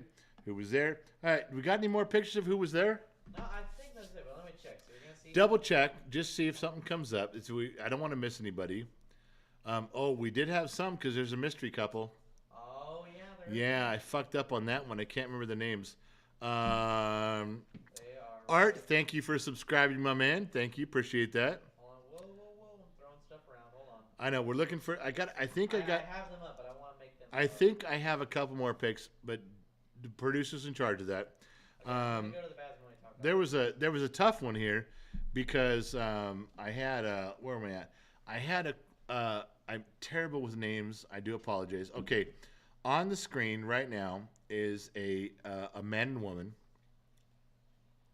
They wandered into our circle and came in and said, you're Gen X dad, Gen X Talks. And I said, yeah, that's right. And I stood up, shook the man's hand. We bantered. We bantered a little bit about his wife because his wife was not approving of his loyalty to Gen X Talks. His wife was a little bit taken back by, or at least she was playing the part of that, where she was like, oh, I don't like what he does. And he was like, well, I love you guys and I don't care.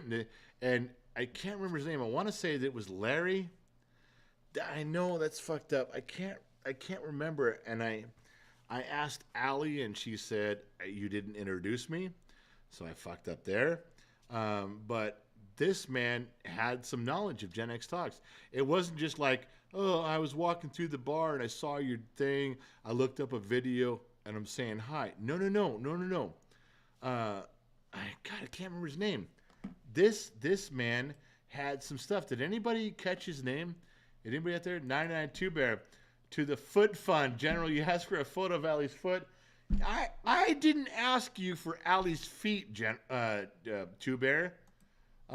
D-Ball, welcome as an extra. We're going back to Two Bear. He's fucked up. Look, Listen. If Allie finds out we have these photos, she's gonna HR us. I know she's gonna HR us right We're gonna now. get destroyed. We're in trouble. Our She's gonna career's over. woke movement. We're done. Exactly, we're done. Yeah. So if anybody knows who this is, if anybody can tell me who this gentleman and his wife were, I think his name was Larry. I apologize for fucking this up. I should have known this. And if I had introduced him to Allie, she would have remembered. She's a secretary. She would have written the shit down, and I fucked up. But I will tell you, one of the most enjoyable parts of the evening was talking to this man and his wife. They were true fans. They were very generous and very giving with their words of compliments. They both were very much, and I was very happy to talk to him. But the wife was a little standoffish towards me. She didn't understand. She was playing, I'm sure. But that's the way I view all women. When women don't like me or standoffish, I tell everyone they were just playing. They love me. Come on. Like you do. But they were wonderful. I wish that I knew their names. I telling you, I think it was Larry something. Member, D-Ball, welcome. You're an extra. D-Ball. You fucked up, man. D-Ball. You fucked up. You joined the wrong group at the wrong time. The house is on fire, and there's the fire department's not coming, man. D-ball, you fucked up. You're gonna burn with the rest of us. Welcome to it. You better drink up, baby. Drink up, because it's on now. Oh, D-ball's an extra. Say, hey, Mrs. Fort Watton, NosterX killed it. And from all the extras, thank you for including us. Prom fund. 5, Mrs. Fort Watton, 5 to the prom fund, but the words were for NosterX. And I'm looking for excuses to drink. I am. Another one from Mrs. Fort Watton and NosterX. I will never be able to thank NosterX for the effort he put in. He's driving back home right now. He's probably in here driving back home. Don't you guys ever forget to say something to him for putting forth that effort. I won't. That was fucking huge. That man is a giant in my book.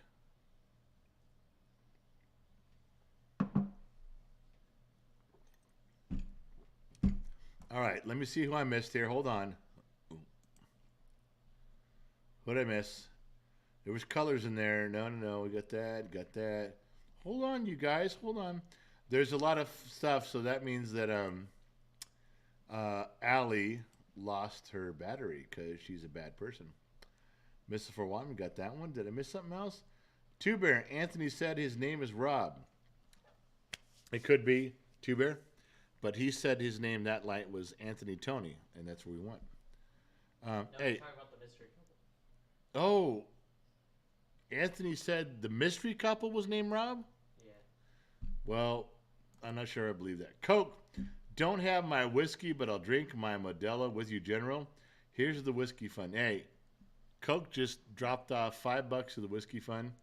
My man, Coke, 007. I'm with you.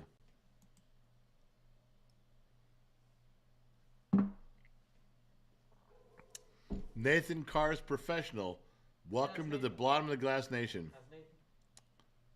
Which Nathan? That's the Nathan. How do you know that's the Nathan? That's what his screen name is, man. No. Yes, he said he's Nathan Card Professional or When did you blah, say? blah, blah. When did he say that? At the meeting. No. When you were gone, whenever you were. You couldn't have known that. Yes. Nathan Carr's Professional. That's the Nathan. That's texting Allie. The guy. I No. don't know if they're currently texting though. Well, but that's the Nathan. That's the Nathan. Nathan Carr's Professional has joined the bottom of the glass nation. Wow. Good job. Allie. Now you can't ignore him. No. He paid $5. You're on the hook now. On the hook. They're on the hook now? Yeah. Two Bear said Anthony's name. Anthony said his name was Rob.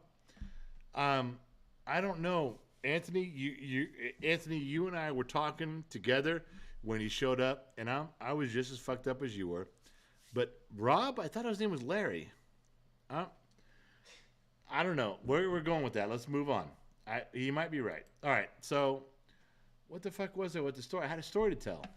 Well, your story's gone. You fucked me up on my story. Yeah. No bad guys showed up. Okay. No. I have something second place to Rex's story. Now you listen to me. No. You got to listen. Allie's out. Her phone died, madam. You're not getting shit from Allie. Her phone died. What kind of a secretary is she? Lets her phone charger die. No. Allie's out.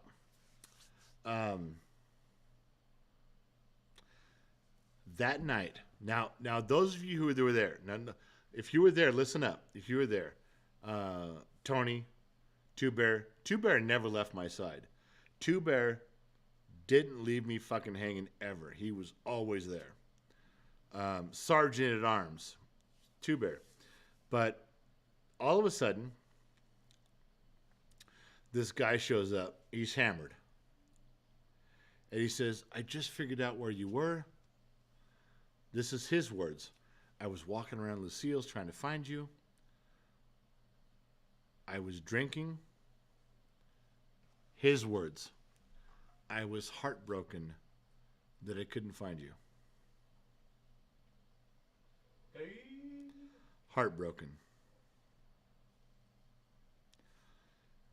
apparently he went back to the YouTube community site, saw that we were in the sports bar, the sportsbook lounge.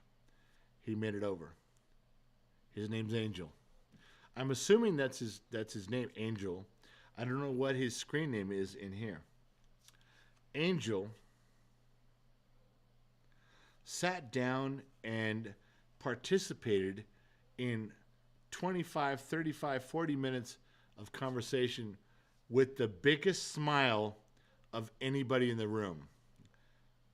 That man was happy to be there. And he apologized for missing the first part of it. No. We fucked up. We fucked up. Lucille's in here. We didn't know what the fuck we were doing. No. You didn't. Not you. Not you. Us. And he sat there and he drank and we fuck around and talked.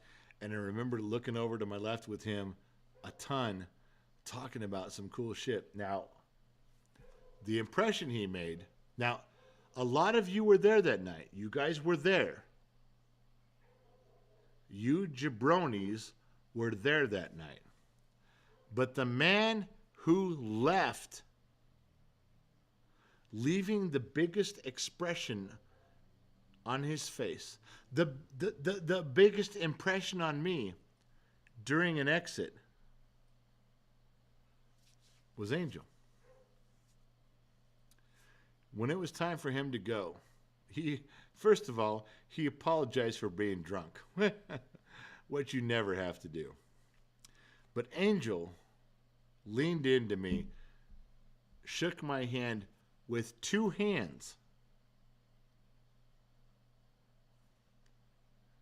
30 full seconds. Now, when I say he shook someone's hand for 30 full seconds, you guys are like, imagine that. Imagine that, 30 full seconds. Now, time it. Time it. That's a long fucking time to hold someone's hand 30 full seconds. And you know what he said during that time? He was very gracious and kind. He was full of compliments, but he said, "We love you, Gen X Dad." Repeatedly, that man said, on behalf of the audience, he goes, "Listen, we love you." I got to tell you, for that moment, I'd never heard that before. I'm just a dumb mechanic in the middle of the desert. The only person who tells me they love me are my wife and Gen Z kid. And that man, a stranger who I just met that night, with a smile on his face as big as the Kool-Aid smile, said, we all love you, Gen X Dad. And I have to tell you that I sat down in my chair and I said thank you, and we moved on, and he went away happy as could be. But as far as humbling moments, which you fuckers do to me more often than I can take, a stranger out of nowhere, representing everyone who didn't show up, him saying that he cared for me. He also said, keep talking. Keep saying stuff for as long as you can. I've probably never felt more grateful at a moment than I did then. Now those of you who were there, I don't know if you remember him or not. Sitting off to my left, your right. He didn't intrude. He didn't impose. But man, can you guys forget his smile, his enthusiasm, the way he shook my hand for 30 seconds and just needed to tell me, Angel, if you're out there, my man, I drink the bottom of this glass to you. Thank you for a moment of making me feel like I was someone special. Thank you, my man.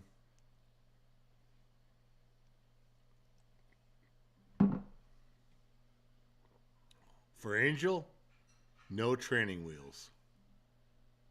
Don't you forget that. That moment really happened. Lionheart, I love you, General. Lionheart, I don't know if I believe you or not. My producer, Gen Z Kid, what's going on? Yeah, My producer is saying he is about done for the night. not me. It's the laptop. The laptop is a jet engine. It's at 5%. All right, so I will race through a few more things. I'll race through a few more topics, just so you know. And then I'm going to have to get my fucking ass in my truck and take Gen Z Kid out to dinner because he's a date who has put out and he's expecting. I'm not cheap. And he just said he's not cheap. I'm going. I know All right. everyone likes to be proud they're a cheap date. No, I take pride in not being a cheap date. Okay? Oh, I love my son. Okay, so a couple things. As the night wore on, my eldest son, now my daughter-in-law kept playing little at the bar, little blackjack, digital blackjack, and she left my son alone for about an hour and a half. And what my eldest son did was completely put the moves on Allie, sitting right next to me. Now, I'm lucky my daughter-in-law doesn't watch this shit, because there'd be a problem with that. But my son, who has acquired my taste in women and all of the moves I could have ever taught him, put the moves on Allie like I'd never seen. Now, do you get a picture of them, son? Not them together. Nothing with them together ever? Let me check. Get a picture. We'll pull it up. But I wasn't sure if I was seeing this right. So I turned to Two Bear. Remember, Two Bear was by my side the entire time. If I fucked up, Two Bear was going to... I'm telling you, you could not ask for a better wingman than Two Bear. He was fucking ready to crush fuckers, to land planes, and to sign treaties. That guy. All right, well, there's Allie. There's no. All right, so I asked Two Bear, I said, hey, is my son putting the moves on fucking Allie? I mean, we're both sitting right here. And he goes, dude. Two Bear says, dude, your son's full on Mac Daddy laying it thick on Allie. Because my son's wife was across the room. Now, I haven't talked to Allie about this personally, but I know Allie. Looking over at her and the expression on her face, whatever he was throwing down, she was eating up, because that look on her face, she was sopping up gravy with a biscuit. Now, that couldn't go anywhere because his wife was in the neighborhood. But boy, he was he was sowing his oats. He was throwing it down. He was laying it out like he was single and a player. And Two Bear verified. I said, "He's in." He goes, "No, he's doing it." True story. All right, so did I? Okay, I'm going back to your comments. Right now, I'm going to read comments. Did I miss something? Did I omit something that you guys wanted to hear? Tell me right now. Just in the comments. We're here. Miranda says Two Bear. Everyone's all about Two Bear. Lionheart says, I love you, General. Lion. You've been a friend of the program since the beginning. You are a repeat offender. You're one of the usual suspects, Lion, but I love you too. Don't you think that I don't, Lion? We will connect. We will find a place where we can sit down and have a beer. Oh. All right, what did I miss? I'm reading here. Harley, did I miss anything about the guy that was going to give him shit? Nobody showed up. Harley, 7 people wrote me stuff that they were gonna show up. They were gonna get a room. They're fucking full of shit, and they're gonna just intrude on this event. Put me in my place. No one ever did. I gently informed one person, Two Bear. I didn't even tell Gen X Mom. I said, Two Bear, there's some fuckers that said they're going to show up. That's the only person I told. Not Gen Z kid, nobody else. Just Two Bear. If shit fucking came down, Two Bear and I were going to handle it. That was it. And nobody showed up, but that's the person I told. So now you know. What'd I miss? Devin. Oh, look at that. I absolutely love you guys. Hope you stay this way forever. Devin SS loves me. I don't care what you say. She's not just giving kisses and heart faces to the program. She loves me. All right, so where are we at with all this stuff? I know we're getting down. People are leaving. The stories are done. I get it. We're done. We're getting down to the end. I got it. Barry Dino. General, you are the man well deserving of the rank. Thank you for $5. Barry, you didn't even put money out there. We're on the same page, my friend. We're on the same page, Derry. I love you. Thank you for that. Uncle Nandy says boobs. I do have a picture of Gen X Mom and Allie in a towel. I'm not showing you. All right, so look, how long have we been on, Jen? Almost 2.5 hours. 2.5 hours. We're done. I'm drinking. I'm done. I got to go do some stuff. I've tried to cover most of the night. I'm sure I forgot some little stories in between. We can get to those later, but the good nights are coming. Good morning, good afternoon, good evening, and good nights. That's what I'm going to read. Now listen, I'm going to go. I'm going to log out. I got to do it for the night. I drank some. We told some stories. There's more stories to go on the rated X version, but that's for tomorrow night. I gave everybody what we've done and how we've done it. Thank you guys for your donations to the kid. I'm not showing you the boobs tonight. I'm getting out of there, especially since my son is producing. I can't tell him, hey, put up the picture of your mom. I can't do that. But this was an experiment.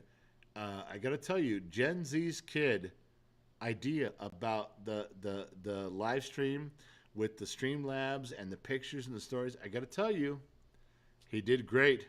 He did wonderful. Now, I'm going to ask you guys how he did. I'm going to ask you guys how this new format went.